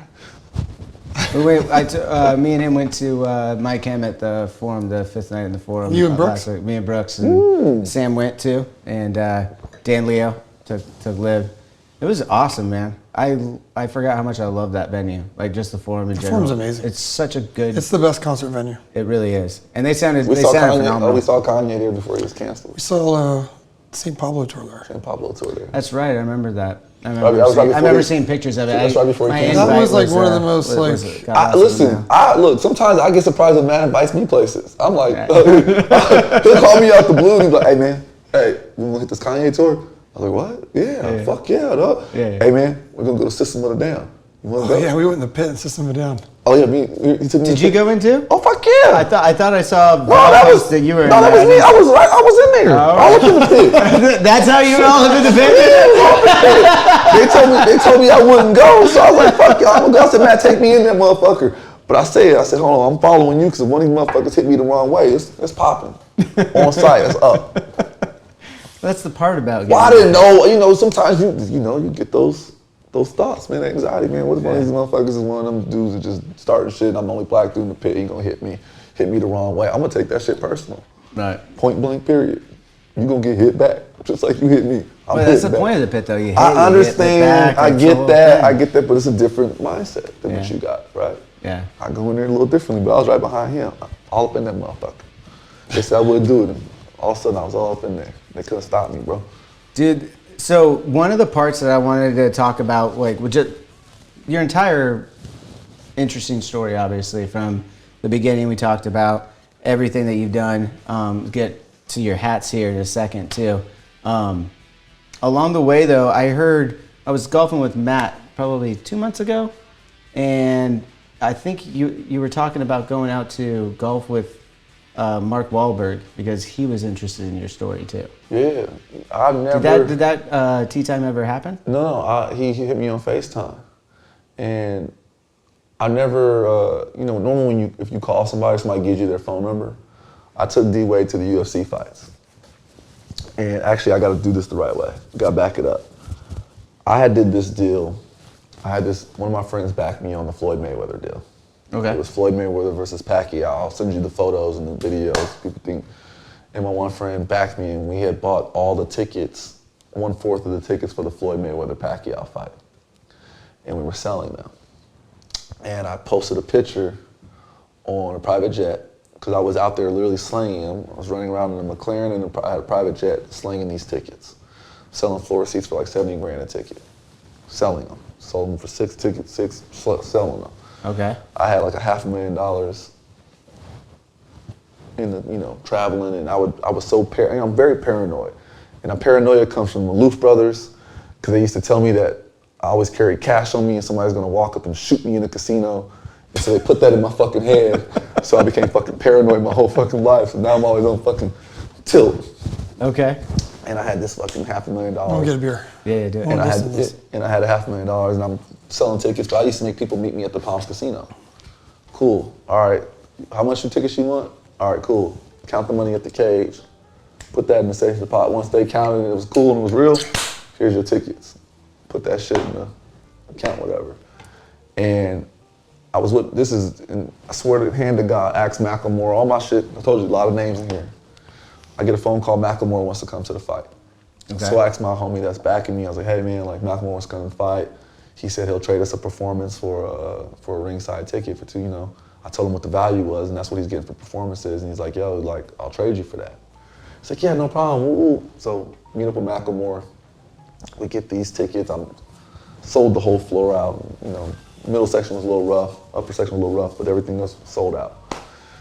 And I'm just fucking walking. Floyd beats the shit out of Pacquiao. I'm fucking hyped. Got money on Floyd, just sold the tickets, everything's cracking. And I'm walking through the crowd, and I've never met this guy in my life. And I had heard about him through like Paul Nassif and like other people were like, oh, golf with Mark, you should meet him. And as I'm walking through the crowd, he looks at me and goes, what up, JJ Lil Hefe? That's my Instagram name. Right. So that means he saw my Instagram photo. Right? He This goes, is Mark Wahlberg. Mark Wahlberg. He goes, what up, Marky JJ Lil? Mark. He goes, what up, JJ Lil Hefe? He goes, how'd you do on all those tickets? I go, better than you did on that fight. Because he was a Pacquiao. He had bet $1 million with Puffy on Pacquiao. I go, better than you did on that fight. He goes, oh, good one. He walked past me and he dodges out. Right.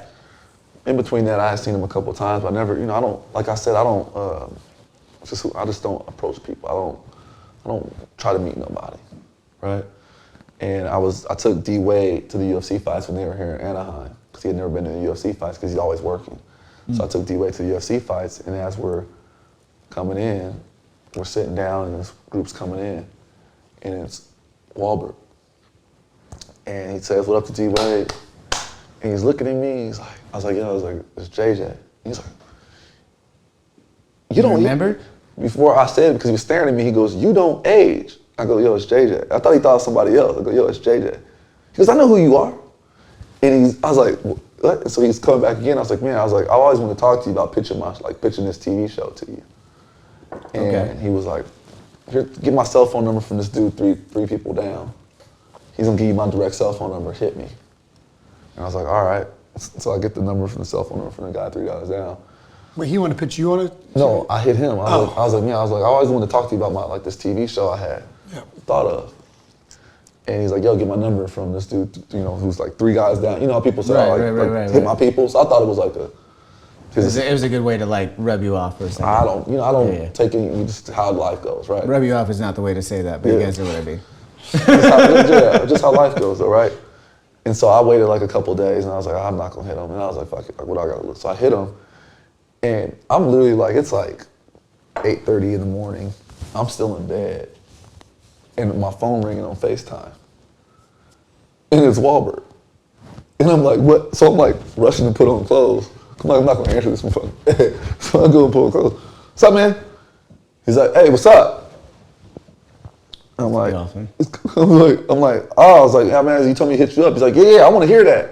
He's like, I'm gonna hit you back. I just want to let you know I want to hear that. Okay. And I'm like, all right. So we talked and he's like, yeah, we're gonna catch you on Wahlburgers, and he just wanted to hear my story, and he's like, yo, your story's crazy, right? And we just started talking about that, and just that's why I said like timing is everything. Mm-hmm. I probably never could have went to the fights. I probably wouldn't have went to the fights if D Wade didn't want to go. Right, and I had just saw Dana like 2 months before, but I probably would have went, but I probably whatever it was, who knows, right? Well, we were up. Because you came, you was with me. It was like us and Corey and Sheckler. We had a box. Yeah, you were going in the suite. And then when D Wade was coming, he took him. They were sat down low. And we were on the course side. Yeah, we were on that course side. We were on the ring side. And I forgot. Yeah. Yeah, it was and because we golfed earlier that day. We golfed earlier that day at Monarch, but that's why I said like being in the right place at the right time, and being who you are, like it just happens for me most of the time like that. Mm-hmm. And people don't understand it, right? And it's not being cocky, but like I tell people all the time, it's like people either heard about me, or they know me, or they know somebody that's really close to me. Mm-hmm. And Gavin and Joe used to joke all the time, they're like, fuck 6 degrees of separation, you have 3 degrees of separation. Because I could literally get anybody on the phone in 3 phone calls. Because of my work and like what I've done for other people and what I've proven from action, not from words, you know what I'm saying? Mm-hmm. And it's just weird sometimes. Like it's even weird talking about it, and I told everybody, like I just had a birthday in October, right? And I got messages from people from 5 years ago, 10 years ago, telling me like, yo, thank you for this, yo, thank you for that. You didn't know that you inspired me when you did this, you didn't do this. And it remotivated me, right? Because it's like, how you, not validation, but how sometimes you're like, damn, am I doing this shit the right way? Right? And it kind of revalidated that, like doing. Right, that confidence, that boost again that you need. Yeah, like damn, like being nice to people and not being nice to people, but like doing shit the right way. Right. Right? Am I perfect? No, I'll probably fucked a couple people over in my life, right? Did I mean to? No. Am I sorry about it? It is what it is. Right. Right? You can't have I always tell people you can't regret what you do in the past because you can't change it. Absolutely. No, that's very fair. I can't go back 5 years from now and change what I did to something, but I can fix it in the future so I don't do that again. That's all you do is learn from it. Yeah, we don't. Wait a second. I was listening to Ye on the new Lex Friedman podcast, and he was So saying I haven't heard all of it, by the way. I've only heard. and he was saying that we shouldn't even learn history. It's not something we should learn. Listen, here's what I'm going to say. And Lex was like, but the reason we learn history is to so we don't repeat it. And he's like, no, we just need engineers. What do you mean we need engineers? He's like engineers, like Elon Musk. To fix the Matrix, or? Here's what I'm going to tell you. Actually, and I don't want to bring y'all into my shit right now. Here's what I'm going to tell y'all. Because I want this, make sure that this doesn't come out in months. I want this to come out relevant. We'll drop this next week. Kanye is obviously off his meds, right? This is not like hearsay. This is like known, like the people that actually know him. How far is your separation from Kanye? 2 to 3. Okay. Of close people, like. Yeah, right. No, like we just discussed, 2 to 3 close people. 2 to 3. Yeah. Like literally, I was one phone call away from booking him at the Palms one time. Okay. Right, like introduced him to Barry Bonds. He wrote a song about Barry Bonds. So like he's like, I don't know that fucking guy. Introduced him to Barry Bonds. I was with Barry Bonds, and I was like, oh, Kanye's in Gardena. I was talking to Kanye. I was like, Barry, you ever met Kanye? He's like, no. I was like, Kanye, you ever met Barry Bonds? He said, no. I was like, I'm gonna bring Barry over here. You wrote a song about him. Brought Barry to Kanye. Okay. Right. He did the Palms on New Year's. Easy enough connection. Okay. Rest in peace, Kobe. Took Kobe to Kanye on New Year's. Right. So there's, but I don't want to speak, but he's obviously off his meds. Okay. And it makes, you can't make excuses for people like that. Right. Because he's choosing, like people are like, well, how do you know he's always, he said that. He's publicly said that in interviews. The meds make him fat. He doesn't like it, this and this. So he's choosing not to be off his meds. And whether he believes half the shit he's saying or not, if that was, I mean, he's getting canceled now. But if that was anybody else of a lower stature, he would have been canceled. I agree. There was a lot of the stuff that I was hearing, someone was talking about the other day, and I was like, yeah, but this has been a long time coming, right? Like, he said a lot of shit. He said some suspect shit back in the day. I still think it musically, like, it's still like bro, his music, we bond over his music. Yeah. Like we would golf and literally play his album like on repeat for 4 hours. Production's college great, Dropout, Thug Motivation 101, Tupac, All Eyes on Me, T.I., Urban Legend, Dr. Dre 2001 with 5 albums that got me through a lot of times in my life. Those were the albums that I respected Kanye, right? That dude has gone so far, even if he were to apologize, I still, like, as a fan, I couldn't fuck with it. The problem is that Kanye is saying a lot of terrible stuff, but everything else that he's saying is also getting wrapped up, and there's this whole, unfortunately, the world is so fucked up right now that what Kanye West says is now a political line. Divider. Yeah. And you have people on certain sides defending Kanye, and you have people that are willing to just take everything Kanye does and throw it all out, when that's not right either. Yeah. And there's no nuance, and if you listen to him speak, he says some things that are clearly wrong, right? It's almost like talking to a really smart guy that believes the Earth's flat. Okay. Right? I can't argue with nobody that said the Earth's flat. I don't even talk to people. I don't either. But you have there's these wild ideas, and they start going. What is flat? Yeah. But there's wild ideas, and there's things that work and some things that don't. That's not what I'm saying. I'm saying there's a different perspective there. But anyways, it's the problem is that all this is doing is just causing these distractions, complete distractions on both sides of just like they draw the line again, and it's like this. And it almost is. It's what you talked about earlier, the mirror. It's a reflection of ourselves, and how much we want to side with certain things, or how much we want to defend things, or how much we want to say, well, he's standing up for free speech, and it's cool that he's buying Parler, so we're going to defend him on all these other things that he said. Or look he's getting canceled. It must be the Jews that are canceling because he was right. Yeah. Or It's these other things where he says things that aren't that crazy, where he's trying to help homeless people, or he's trying to start these clean water programs, and all of it gets thrown out as a crazy person. I agree. So it's like a really big mess of everybody taking Kanye and figuring out how it works for their narrative, and either we cancel them or we don't, but it's all based on weird shit. Yeah, and you know, freedom of speech, you can say what the fuck you want to say. Right. But how it affects people and where people take that is your consequence, right?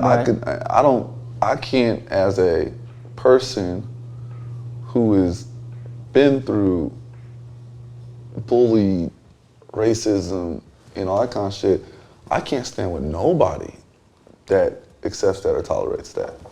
I don't give a fuck if it was my cousin or my mama. You gonna get checked, right? And for me, it's like, I stand with everybody that's going through some shit. I stand with the women of Iran. I stand with my Jewish homies. You know what I'm saying? Like we can't, that's another thing. Like I said, it's like living and growing around people. Like there are some Republicans I fucking love. I probably would have voted for John Kasich, right? That was the little Ohio governor, right? But we, like you said, I definitely didn't hate Mitt Romney. Yeah. You know, there's certain Republicans. Yeah, we get divided on some shit as people, and then we run with that because we are. If I have a friend that's doing wrong, and I hope my friends call me out on some shit, right? Hey Jay, you fucked up on that, man. You need to go get that shit right. When I'm wrong with some shit, Val will be like, hey man, you really hurt so-and-so's feelings. You might want to talk to them about that. She does that to me all the time. Right? We know sometimes you get focused, super focused, and you lose the people part of it. That's why y'all yin and yang, right? But let me finish my thought. My podcast, not yours. Come on today. You come on, your show. Drinks with JJ. Yes, drinks with JJ. You come on here. I'm Batman. You Robin. Okay. I'm robbing the show. See what he did, Dad. I'm a dad. That was a dad joke. We were, fuck. No, we were talking. You were saying we're talking about the divisive lines. We're talking politics. You said you left off there. You were talking about you would have voted for a Republican at one point. But we get so like, if I have a friend that's fucking up and doing wrong, and even if that's my friend, I cannot sit there and take your side because then I look stupid. Right? And that's what people don't do. They're like, oh damn, 100%. This dude is all the way right because I agree with 3 of the things he's saying, even though this fucking 15 things are wrong. No, dog, that don't make no sense. That's the whole thing. To me, you just gotta figure out where you stand more individually than following, and just be going like, okay, I agree with some of this, I don't agree with some of Well, this. nothing's crazier to me than when someone comes and some of these people, left and right, they'll try to start fights with you. Like, basically just a conversation. Bro, we had group chats for 2 years. Thank God for Matt. Thank God. Dude, but I'll have people come over to my house and then they'll just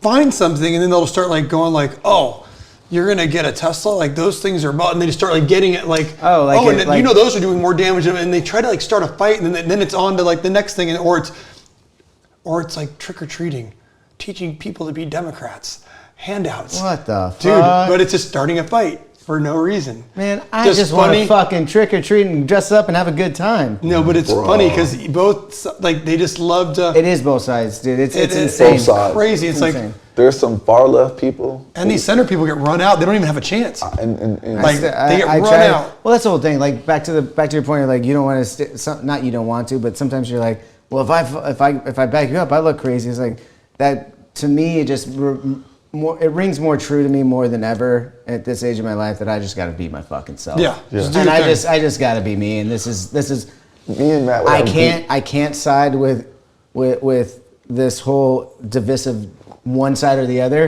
because that's not who I am, and it never will be. I see things on either side. If part of common sense, when I sit down, I got some real Republican homies, right? And they be trying to break me down on shit. And I'm like, damn, okay, that's cool. I go, but when have you ever lived that? And then they'll freeze. I go, where'd you learn that from? Well, I seen it on such and such. So you never lived that? Well, that goes back to the original part of the conversation where you were talking about what something you learned from the Maloofs was, I believe, I don't remember exactly what the adage was that one of them told you, but the fact of doing your own research was basically the idea. Expect what you expect. There it was, right 100%. there.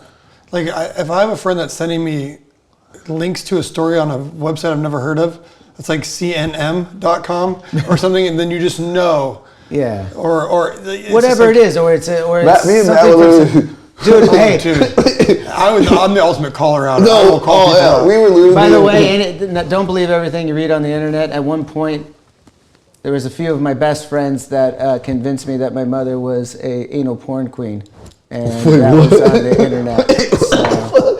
Where'd that go? Did you? You did that? This is the beginning of the internet. We created a fake website, and we wrote up a big fake bio about Johnny's mom. He was drunk one night. Yeah. And we presented him with it that we found out the secret past of his mom. Oh, the fuck y'all. And we pulled up the website, and he was able to type it in himself, and it popped up, and it was like, for real? Leslie Seward, the anal porn queen, had little Johnny, and we wrote a whole story, and he's reading it, crying, tears pouring down his eyes, reading the story. I was hammered. Oh, it was the beginning of the internet. I learned a valuable lesson that day. I don't trust anything. Beginning of the internet, and and Zach's brother was a website developer. It was still amazing. My God. So I'd have died. It was so funny. No, it was not. It ended up being funny. He calls his mom. I called my mom. And I was cusses like, her out. How would you never tell me that? Tell me. Did you guys video that? No. We didn't have phones that did that. Oh. This was like in like 2002. She's like, what are you talking about? I'd have died. You fucking tell me what you did in your past. And yelling at her. Oh, we're just like cracking up. Back to the moral of that story. Don't believe everything you read on the internet. My mother is not an anal porn queen. My God. My God. Just a regular porn queen. I was trying to figure out how I in that one. She would never. No.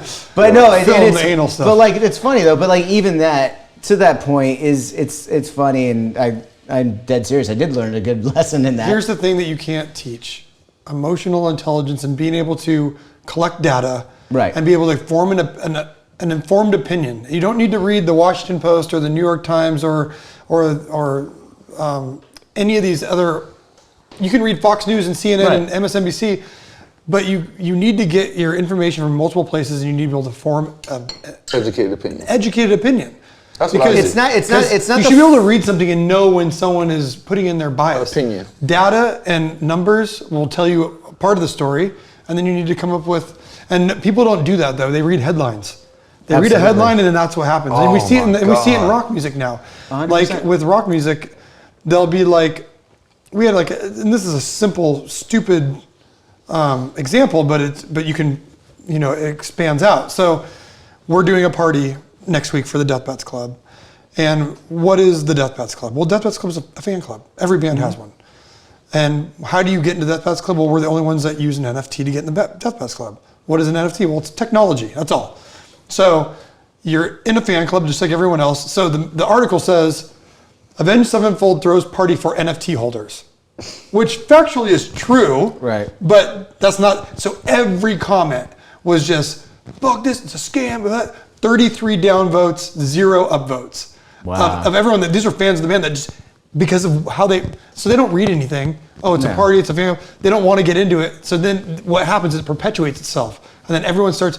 Jim Root did an interview recently. He was like, this is the guitar player from Slipknot. New record came out. And he's like, he said something to the effect of, I think we could have utilized Joe Breezy better.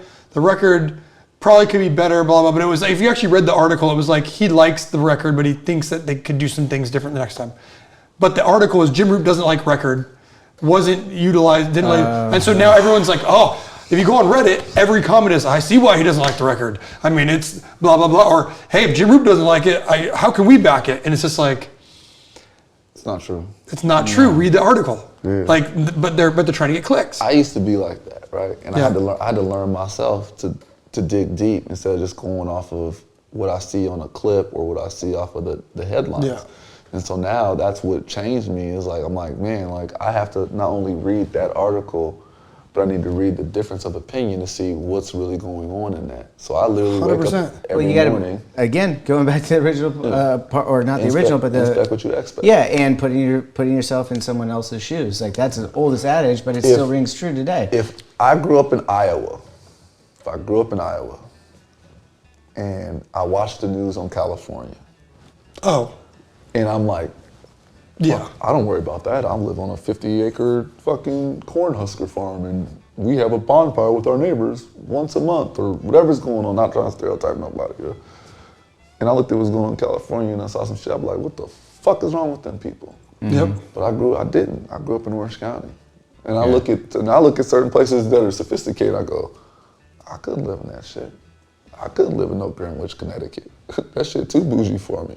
I couldn't live in just certain cities in Orange County, California. I wouldn't live in, right? But then I go down to like the South, like I'm like, damn, this ain't. I love Miami in doses, but I couldn't live there. I love New York in doses. I couldn't live there. I also think it's like. It's where you grew up. I actually don't want. Y'all ain't never left Huntington. Never. Ain't none of y'all ain't never left y'all live 3-4 blocks from each other. Ain't none of y'all except for Zachy got a little sense. He went to Nelly Gill and he moved and he hated it that he moved. He came back. But he hated it that he moved. He wanted to go back. He hated that he sold that fucking house. Yeah. He got a little taste of that South Orange County lifestyle. Ask Zachy where he lived at right now. Yeah. Over there. Bend, Oregon. Oh yeah, see, but I ain't been He's there. got both. He's got both. But I ain't been there yet. The thing is, you don't want confirmation bias either, and most people want to feel comfortable with what they believe. Yeah. And It's easy. Yes, it's easy to get. I don't mean to cut you off, but it is easy to reassure your beliefs already rather than to question them. Yeah. So I think I actually learned a lot recently because I am a little left of center. Like when you break it down, I'm left of center, but I learned a lot about gun violence recently from a bunch of things, like looking up facts, right? Mm-hmm. And it probably goes against what the left thinks about gun violence. But I just started reading. Or nuclear power is another one that everyone's so anti-nuclear power, but if you actually break down nuclear power, it's like the one thing that could actually get us out of this whole situation. But people are so anti it and they don't know why. And so there's all these things that but you have to be willing to break free from the people that think they kind of own you.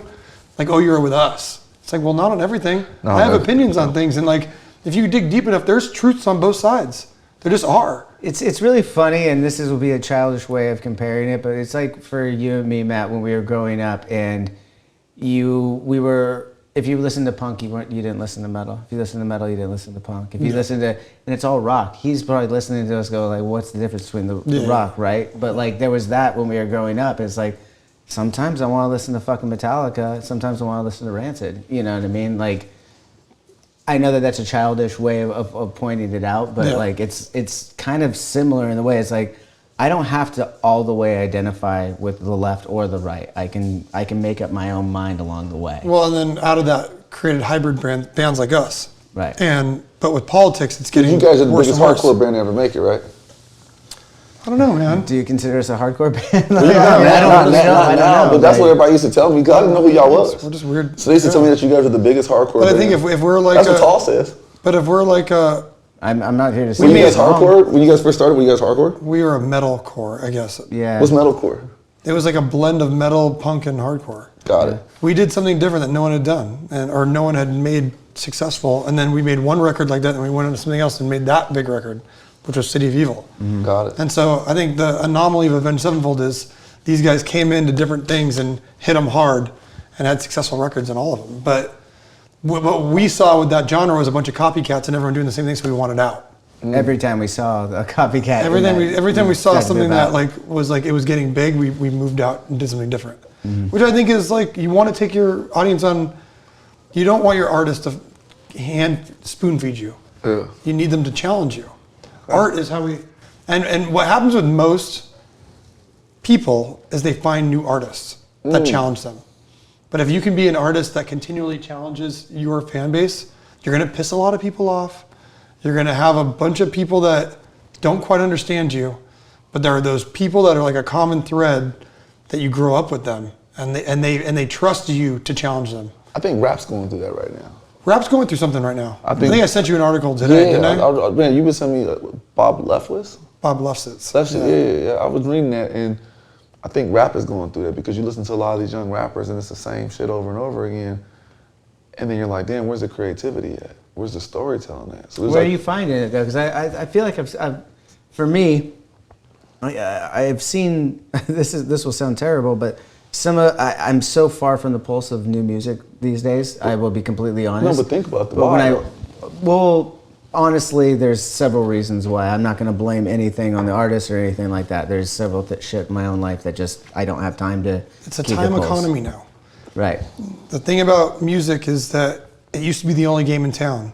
And now music is a small portion of all the games in town. Unless it goes viral. It's TikTok, it's Call of Duty, it's Netflix, it's Hulu, it's everything happening. It's sports, it's NFL, it's NBA. Everything now is on demand. And so music has taken a back seat and nobody is willing to just admit it. Oh, totally. Like, it's like... Dude, what I was getting to is that I discovered some bands or music or artists or anything is when I'm watching Saturday Night Live. I'll be completely honest. Like I didn't know Willow had a record, and that was the same Willow. I saw a hashtag Willow and stuff like that when the album came out. I was like, oh, who's this new artist, Willow? And then she was on Saturday Night Live, and I was like, okay, these songs are fucking awesome. I need to go listen to this record, and the record's awesome. Props to her on her record. Like she's the only one that I was listening to the new rock. Oh, list. you liked her at I liked her at the show, but then I was like, when we were dealing with mastering on potentially a new record. I was listening to the new rock list and everything was slammed, like peaking, messed up. They like new school, terrible mastering. Willow's record was the only one that wasn't slammed. And it was weird because it was like, oh, like either she knows what she's doing or someone knows what they're doing in terms of the finishing of the product. That was really cool to me.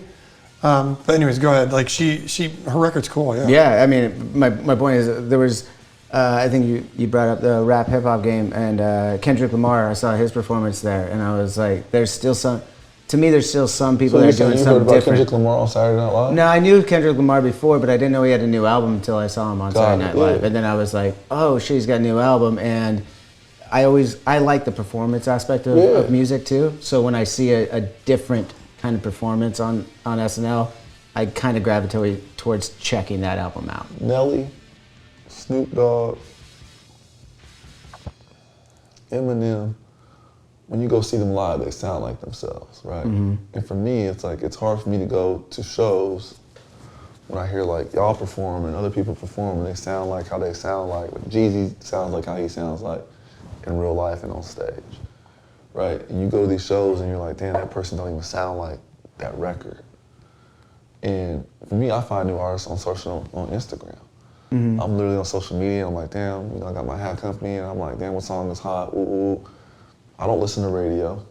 I listen to the same songs I've been listening to for 15, 20 years. If I'm left to my own devices, if I'm left to my own devices and not trying to search something new because someone told me, if I'm like literally like, what do I want to listen to? It's going to be something that I've been listening to my whole life. And also like people need to get over like the new records aren't as good as the old ones. No, you are locked in nostalgia. 100%. Because a lot of these old records that we loved, there's some bad tracks on them, but we were in high school and we were listening to them in the car with all of our friends. And that's why I like going back to it because it makes me think of that time. 100%. Every time I'm driving with him, I put on my rock playlist, Soundgarden, Papa Roach, Rad, Bush.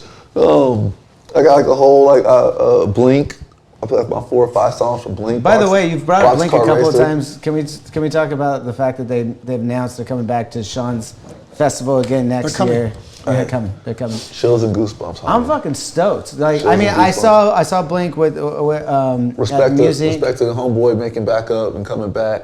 Respect to other homeboy beating cancer. Yeah. Respect for Travis still.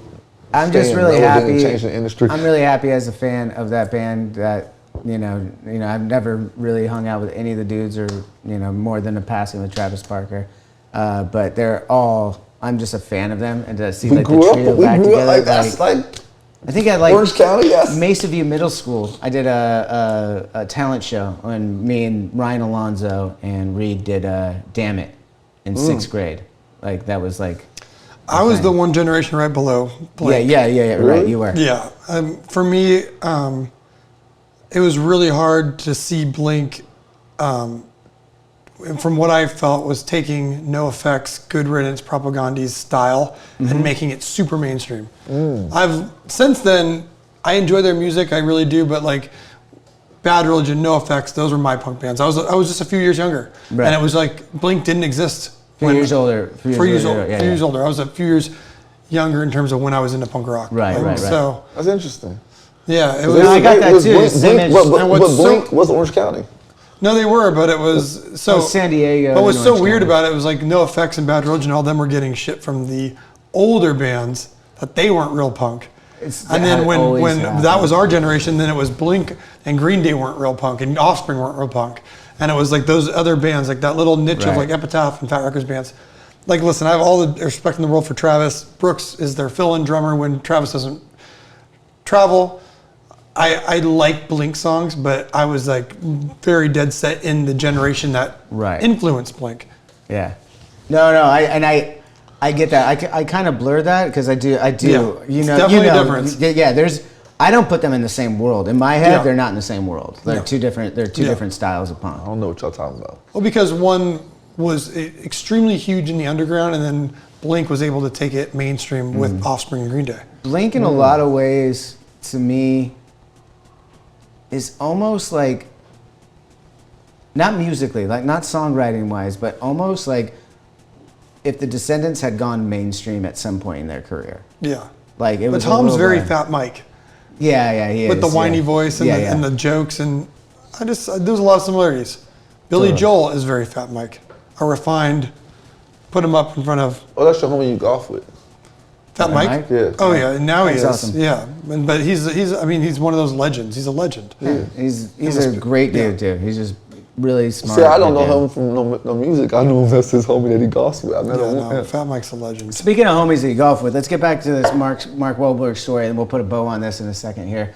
My whole thing the whole time, I've never seen you golf, JJ. So I want to. Did you ever golf with Mark Wahlberg at the end of that story? And two, how's your game? It's like therapy, bro. My game is improving. I'm not as bad as I once was because what happened was. That's a country lyric. Yeah, that was Not almost as Toby bad as Keith. I once That was was, like but what almost happened Toby was- Keith. It's almost Toby Keith. I'm not as good as I once was. I love that As good record. as dude. I'll ever. That was Hey, such a hey, good see song. what I happened- love listening to that in the charger. by the What way. had happened was Matt would take me to great courses. In all honesty, I've been on. Like he took me to Gazer. He's the one that introduced me to Discovery Properties. I forgot the other. We golfed some other crazy course, Stone Eagle. We golfed. But some of the crazy courses we golfed. He would just take me to all these great golf courses. And for me, I only had to golf twice a year for charity tournaments. And I would put my team together, all golfers, win that shit, ringers. Remember when I beat Aaron Rodgers on the putt? That was my putt. No. Remember I hit the shot down the middle to say Oh, yes? okay. Who made the putt? But that's Okay. it. I heard this story, by the way, like right after it I'm happened. gonna answer to This you guy too. think he just made the putt. I was like, wait a minute. There's only a discrepancy in golf because I heard that story very differently. It's not a discrepancy. I'm gonna get to it. It was my team. It was my team. I put We that didn't team need together. that though. It was my team. By I the put way, that he does together. look Hold on. little Aaron Rodgers-esque Hold like on. at the beginning of the season right now. They got a lot of common. Give him a lot of confidence. What? Because of ayahuasca? Oh, Come on, man. Let me finish. So I would only have to golf like twice a year, and would do Okay. charity tournaments. And then one of my biggest regrets was I should have listened to Matt a long time ago when he told me to take golf seriously, right? And he was taking me these great golf courses, and I would just go out there and have fun. Because for me, it was like, I'll make the playlist, I'll ride in the golf cart, make sure the drinks is right, the food is cool. The Vegas, take care of everybody, make sure we're having a fun time on the golf. One or two shots. One or two shots, go up there. Maybe I'll drive them one time, talk shit, put the golf clubs away, have fun. Yeah. Right? And then during COVID, I should have took lessons before COVID. And then I took a few lessons, and the golf dude was like, yo, if you get serious, you would be actually okay. And I started. Which is hard to do in golf. Anyone who doesn't golf, being okay is pretty good. He was like, yo, he's Really like, tall, athletic. Yeah, he was like, man, he's like, He played Little C today, hitting 340-yard drives. No joke. No. Really? Yeah. Anyways, go ahead. oh. No, We'll get to that after the Yeah. cameras. That's And he was fuck like, that. yo, Makes me sound he's mad. like, you hit the ball with contact. He's like, but all my shots will go like this. And he's like, if you really took it seriously, you'd be okay. And so like, I used to be horrible. I used to be trash. But now I'm more, it's like, I still hate the fucking sport. But it's fun. A love-hate relationship, it's a fucking love-hate. But it's still fun. Matt's always been ahead of that game, though. Always ahead of shit. You'll never. He pulls me into shit, I pull him into shit. You'll never be satisfied with golf. That's why it's so great. It's like always elusive. But he told me, and this really got me, is like when you get older, you can't play basketball. Like that's like my release. Is like I have to have some kind of sport. I'm competitive. Some sort of competition. We can bet. We can have fun. Talk shit. And I don't like people being better than me at anything. It's just I fucking hate losing. Like if I'm playing video games tonight, if I don't get a fucking dub on Call of Duty before I go to sleep, I won't go to sleep. So that's the other thing. You guys play a lot of Call of Duty together. He plays PUBG. I play PUBG. We play a lot of first-person shooters, but we want to win. Yeah. But I have nightmares of JJ sitting in the doorway in Nuketown and Call of Duty and just shooting people and waiting for them to spawn. Just nightmares.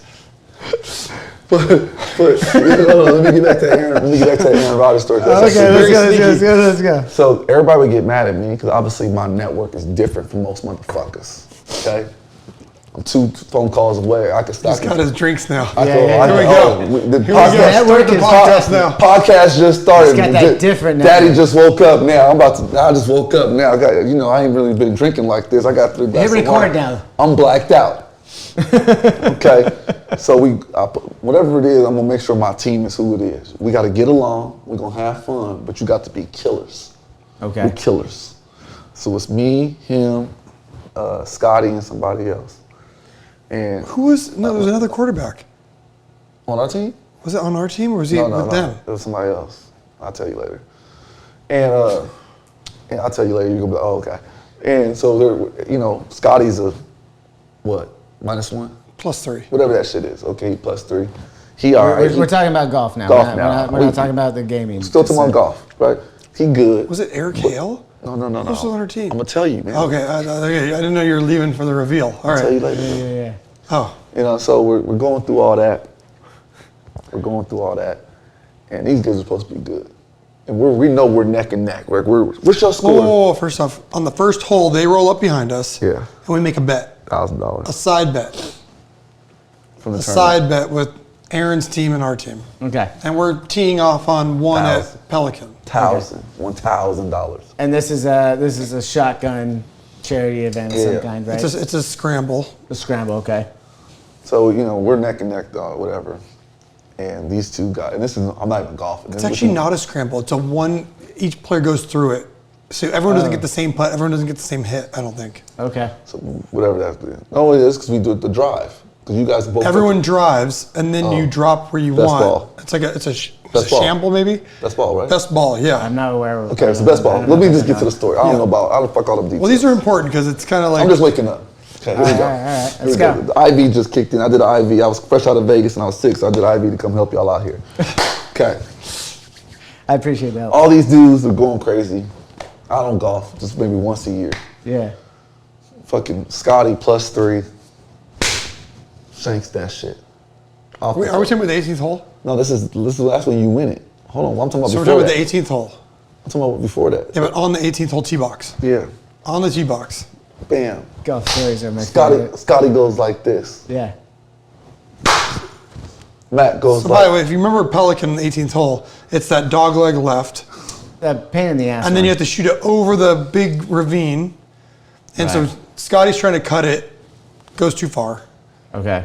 Then there's a slice off, and we're screwed. We have no balls in play. You tell y'all version, you tell your version.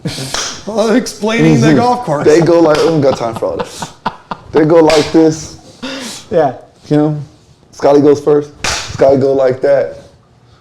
He go like that. Okay. I go up there. I love this. You heard of Tiger Woods? No. Sure you have. Cheetah Jones.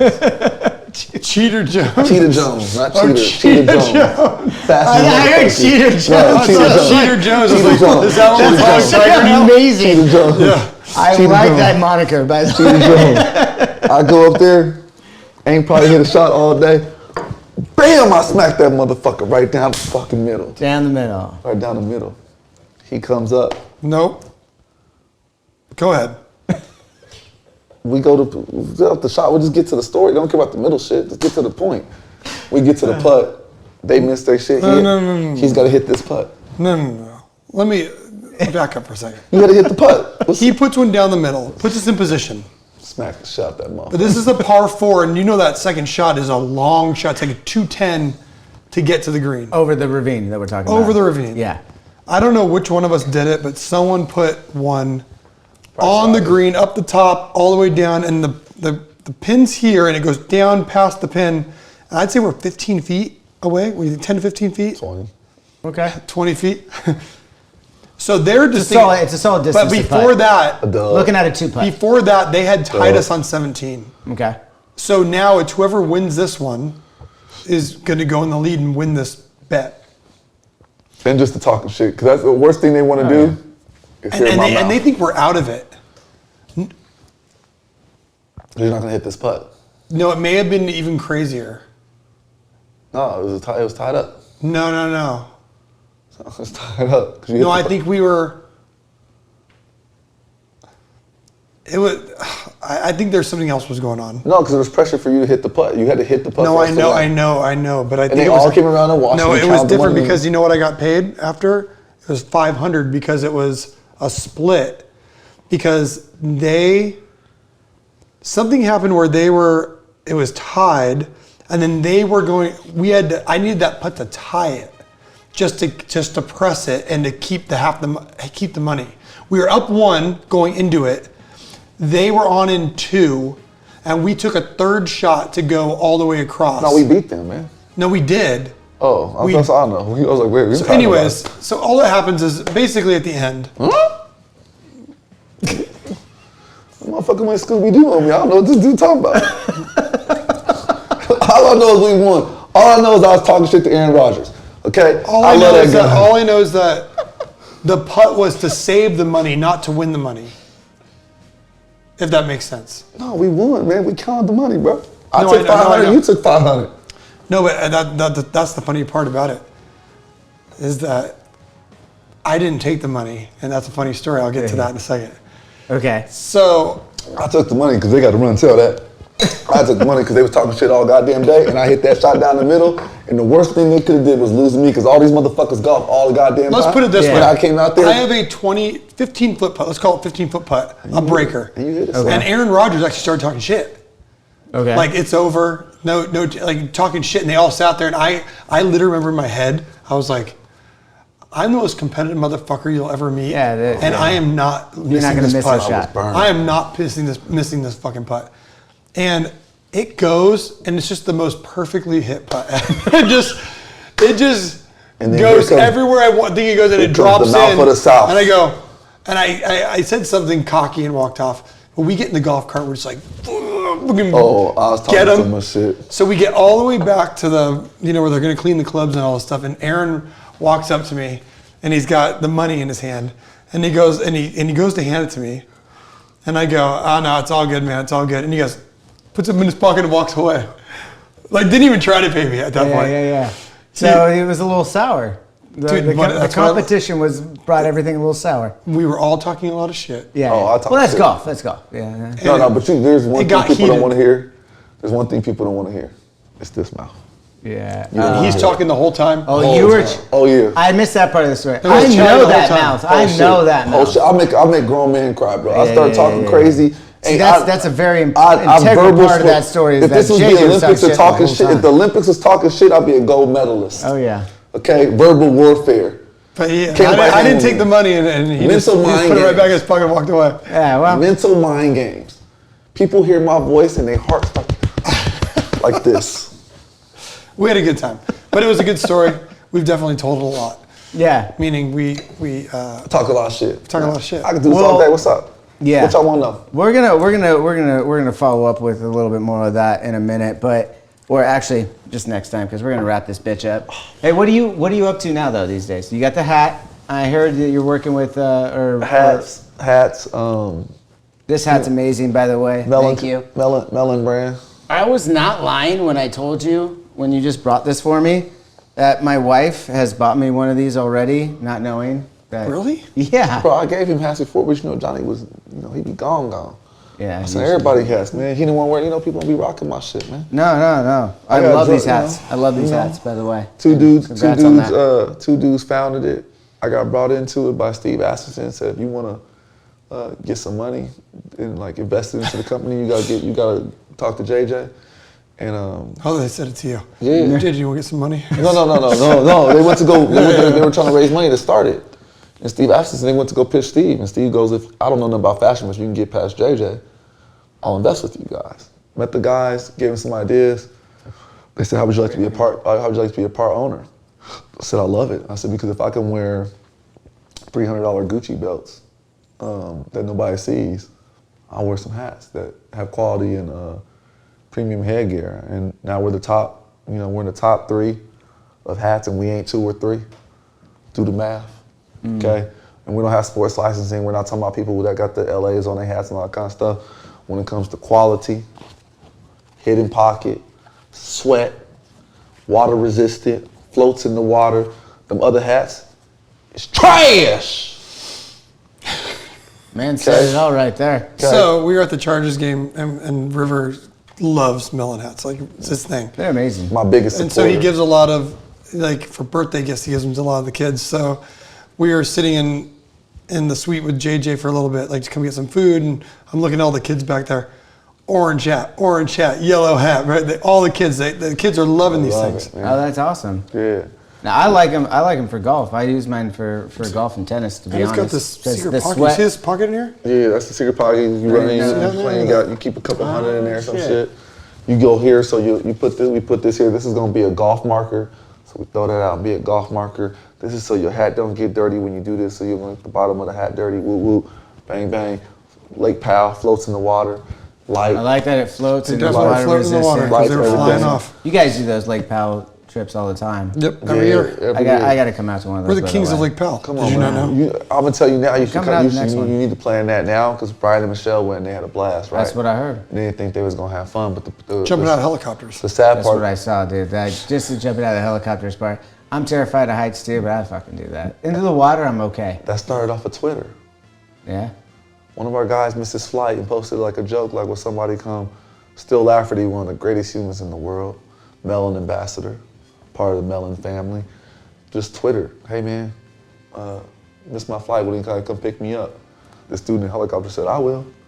And then Seal was like, well, I don't need that no more. We're gonna be in Lake Powell. Didn't say who he was with, didn't say nothing. Was like, yo, if you come out here, woo woo. And the guy flew out there from Havasu, rented a barge, came out there.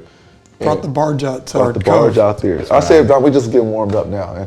And if it wasn't for River, 2 scaredy cats here wouldn't have jumped. Yeah, River had jumped. Helicopters. It's like, helicopters is on the ban list. How bad of a dad are you if your kids die in a plane or a helicopter? River's 9. He was 9 or 10. He's 9.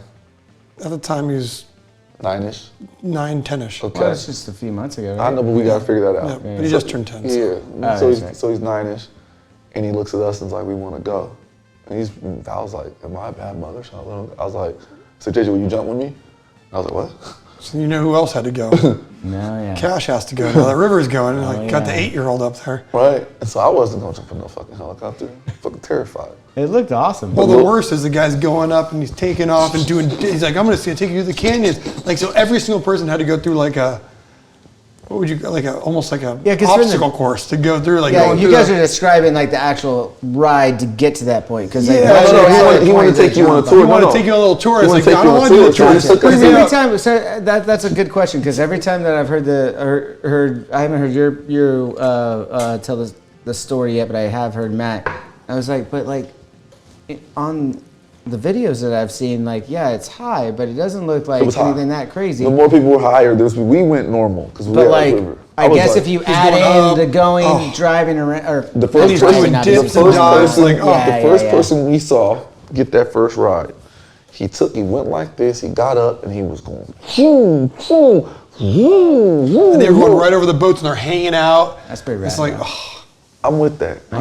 I'm not after Kobe, dude. I'm not about that helicopter life. Yeah, but Little River. I've never been, but yeah, no. Little River, right? Yeah, he went for it. That's rad. And there's very many peaks and valleys in Lake Powell where there's like these kind of plateaus that you can go up, and we were going up around, down these channels, and then you come up, and then it's wherever you want to go, and he'll go up higher if you want. Some people are going really high.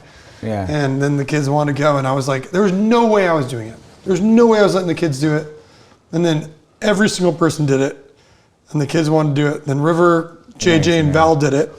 And then Cash had to do it because River did it. I was like, dude, if I... Because he asked Cash, he was like, actually, did you want to go? Yeah, and it's like, who asks an 8-year-old? Of course he's going to say, but you got to be a dad It's at not some just point a to say, normal no, you're not going to it's go. also Cash. Like, We did it, but it was funny because then he had reality hit him when he got up there. yeah. Because then we were there and he's like, what do I do? Like, you got to get out and jump. And he's like, how? And I'm like, oh, you got to step on the thing. He's like, I don't know how.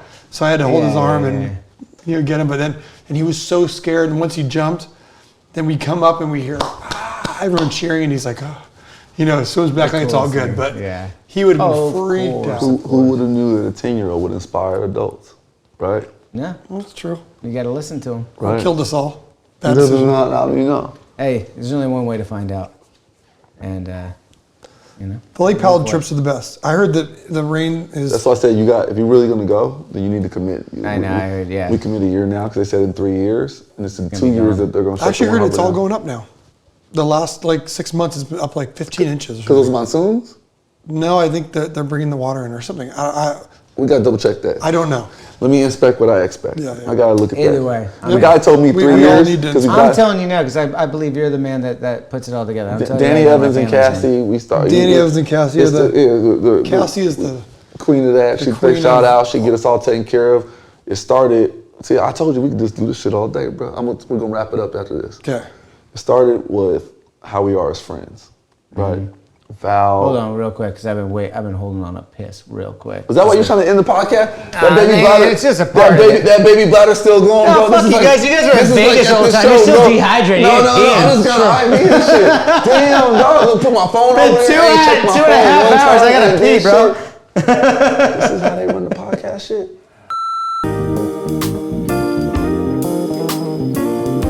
It's fuck. I mean, he's on his 5th beer, you know? That's a lot to hold in. Where was I in that? The COVID brain. I be fogging, bro. You already got COVID, Brady? Fuck, I beat COVID 3 times. It's fucked up. Yeah. No, we're talking about Lake Powell. And, I was gonna say you got to go. our trips. You're saying how the trip started. Oh, so Exactly. Val was at my house, and it's how our friends go, right? Like every year, we do a winter trip together. My family, his family, we always go somewhere. We always try to keep things normal for the kids and everybody around us. We just try to combine a family thing. We split houses. Usually snowboarding, whatever it is. We take probably 3 trips a year all together. Winter, summer, and then some random trip somewhere that Val takes us and gets us going. But Val was like, hey, she's like, my family every year we go to Lake Powell, and she looks at me and she goes, why don't you go to Lake Powell with us? I was like, I was like, my family camped their whole life. I was like, I don't know about camping and all that kind of shit. And then my homie Danny heard. I was like, what? She's going to Lake Powell? God, it was fucking fun. You would love it. We should go. I was like, what? He's like, no, you'll like it. It's houseboats and this. And I'm just thinking, fuck, where the fuck are we going? What is this? And Danny hit me up the next day. I was like, yo, was Val serious about that? Can we go? I was like, yeah. And then Val was like, yo, Danny called me, he's gonna come to Lake Powell. It was their family annual, their family trip. Mm-hmm. She's like, you gotta go. I was like, what? She's like, this is we're all friends, but you're connected. I was like, if he's going, you gotta go. And I'm like, wow, all right, I'll come into Lake Powell for a week. One of the best decisions of my life. One of the most spiritually scheduled, non-scheduled, where everybody does their own thing. You might see Matt and his dad climbing the biggest mountain, taking pictures from the thing with the kids. You might see other people taking boats, spiritual rides in the thing. We had the bond this year over the monsoon season of the boats almost getting debarked and everybody coming together as a team to save all the boats together.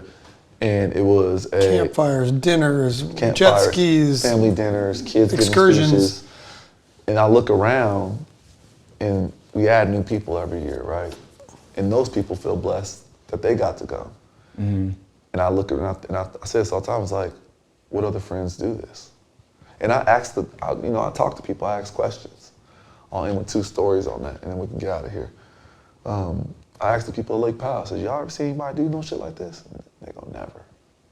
You might get 1 boat, 2 boats, not 6. Not this many people, different backgrounds, different diversities, different cultures, different all kind of shit, different families. I mean, we got some of the most craziest motherfuckers on one trip where everybody is just in tune on one mission, and that's just to be there for each other, have fun, and live life. Right? And it's a process. We have to cut some people, ask some people, figure it out. Yeah.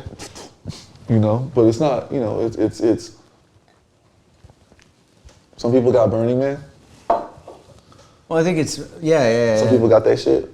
We got Lake Powell. Yeah, I know. And hopefully we're teaching the kids what that's about. There's hopefully a good they place. can do some shit. Yeah. There's a good place to like just go out and unplug.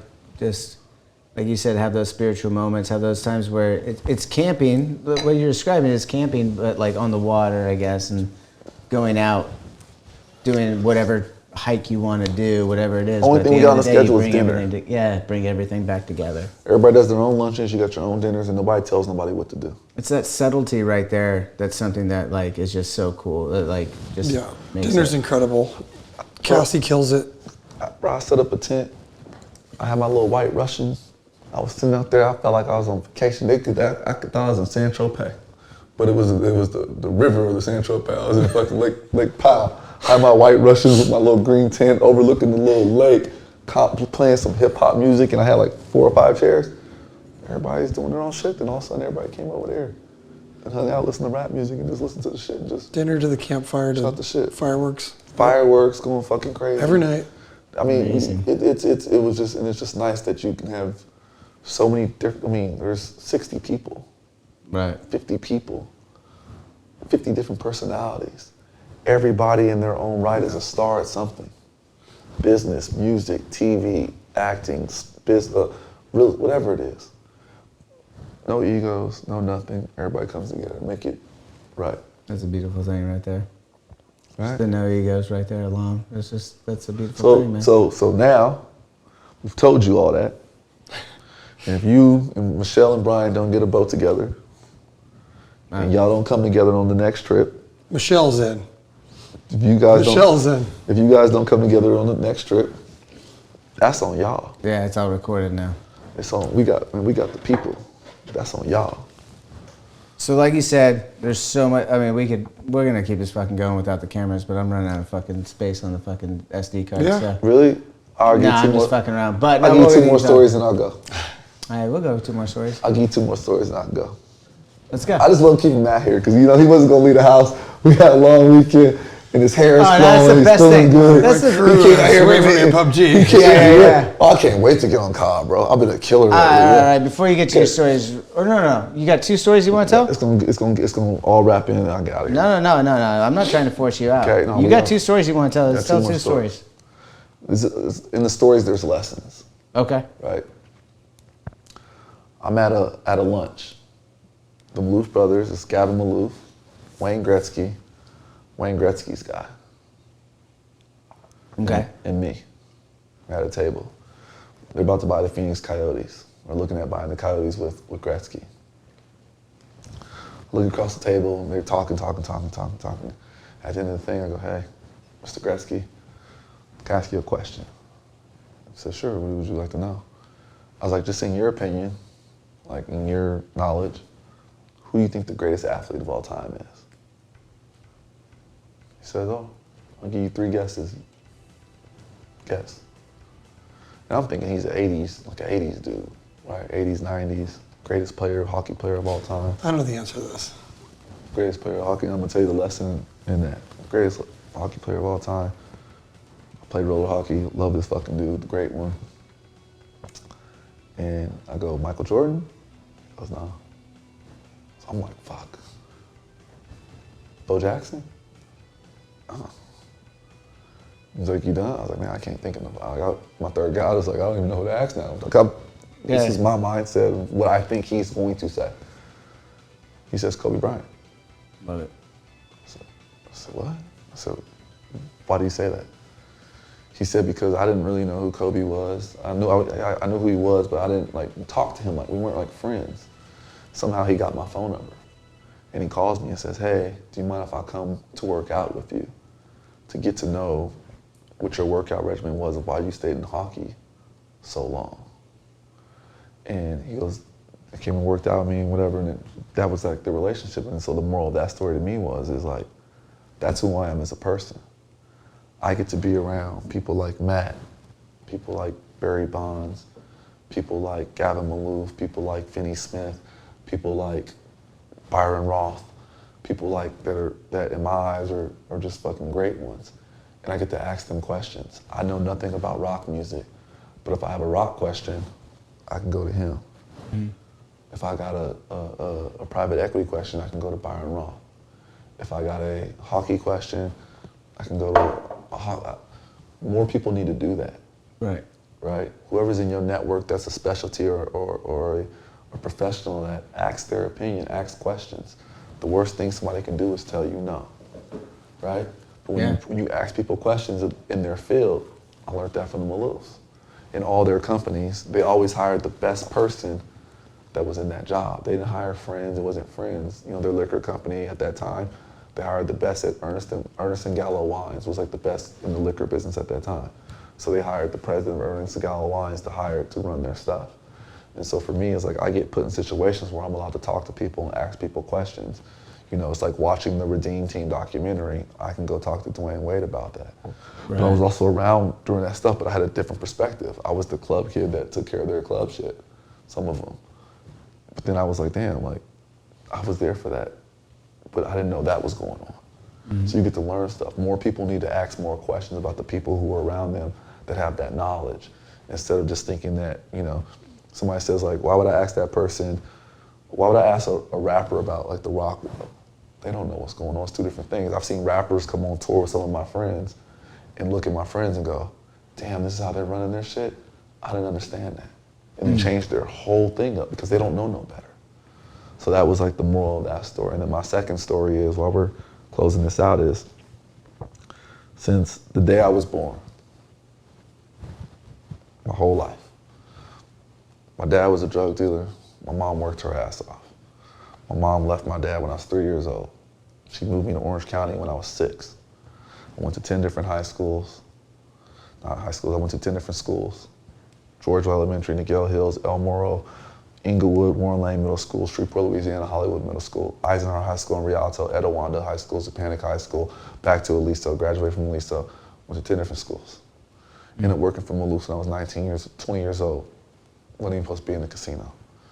Worked for them, started a hat company, covered the Wall Street Journal when I was 26 years old, radio show on XM Radio with DJ Ski, Ryan Seacrest's first TV show, Paradise City, few articles, few this, started a hat company, invested in a few companies, controlled some shit, started some shit that people didn't even know I was behind. The moral of that story is you can't never let people put you in a box. You can't never let people tell you who you have to be. I've always stepped outside the box. I've always been myself. I've always been authentic to who I am. I've always never made no excuses for who I am. I am who I am, and more people need to be like that. Instead of trying to tell people of what they need to be, we need to let people be who they are, right? Whether it's good or bad. Do I hate Kanye? I don't agree with him. I stand with Jewish people. I stand with anybody against racism, but he is who he is. We don't know what the fuck's going through his head. We don't know who he thinks took advantage of him. We don't know what's going on. I can't judge him for that. I personally don't fuck with him, but that's his right as a person. And I think that's where society gets lost, right? And so when you edit this, I want that message in there. We have to understand that not everybody is like us. We're not gonna all have the same opinion. We're not gonna all see the same way. There's a lot of people I disagree with all around the world, all types of people. Right. But I choose to get along with most folks, right? And I think that's where society gets lost at, because we're so in touch with social media of feeding us of who we're supposed to be friends with. Nobody in the world thought this would be one of my best friends. Right. We are two different backgrounds, two different cities, two different shit, but like I told you earlier, we're almost the same, but we're completely fucking different. Mm-hmm. I'll be calling him, I'm like, hey, you see such and such? He's like, yeah, woo. And we talk about the most randomest shit. And then there's sometimes I'm like, Matt, what the fuck? fuck are you talking about? What the shit are you talking about? That's not abnormal. We could talk about that. Oh my God, bro, you doing some shit. I'm like, oh shit, here go Crypto Matt again, bro. Here go this motherfucker right here, Crypto Matt. Yeah. But in life, He calls me and says, hey, someone sending me Bitcoin. Can you They're telling him my shit. Hey, slide, wait a minute. Hey, you about to get Crypto shot Matt coming in handy. Coming in handy. That's amazing. I took some hands on fire, but to the serious note is like, I hope out of this, you've learned to be yourselves. Don't let nobody tell you what you can be. Do what the fuck you want to do. There's no limits. There's some people that aren't successful until their age of 50. There's some people who made it success off their parents' money. There's some people that made it success off of their own hard work. There's some people that didn't be successful until they were 101 years old. There's some people that just went bankrupt 3 times, then became billionaires. There's some people that fucking became billionaires out of high school. Everybody's on their own path in life. Is my life perfect? No. Do I wake up every day with problems? Absolutely, we all do. But in life, it's like, how are they gonna remember you? Who's gonna remember you? What they gonna talk about? What's your legacy? Who have you helped? And who have you inspired to help others? And on that note, we out.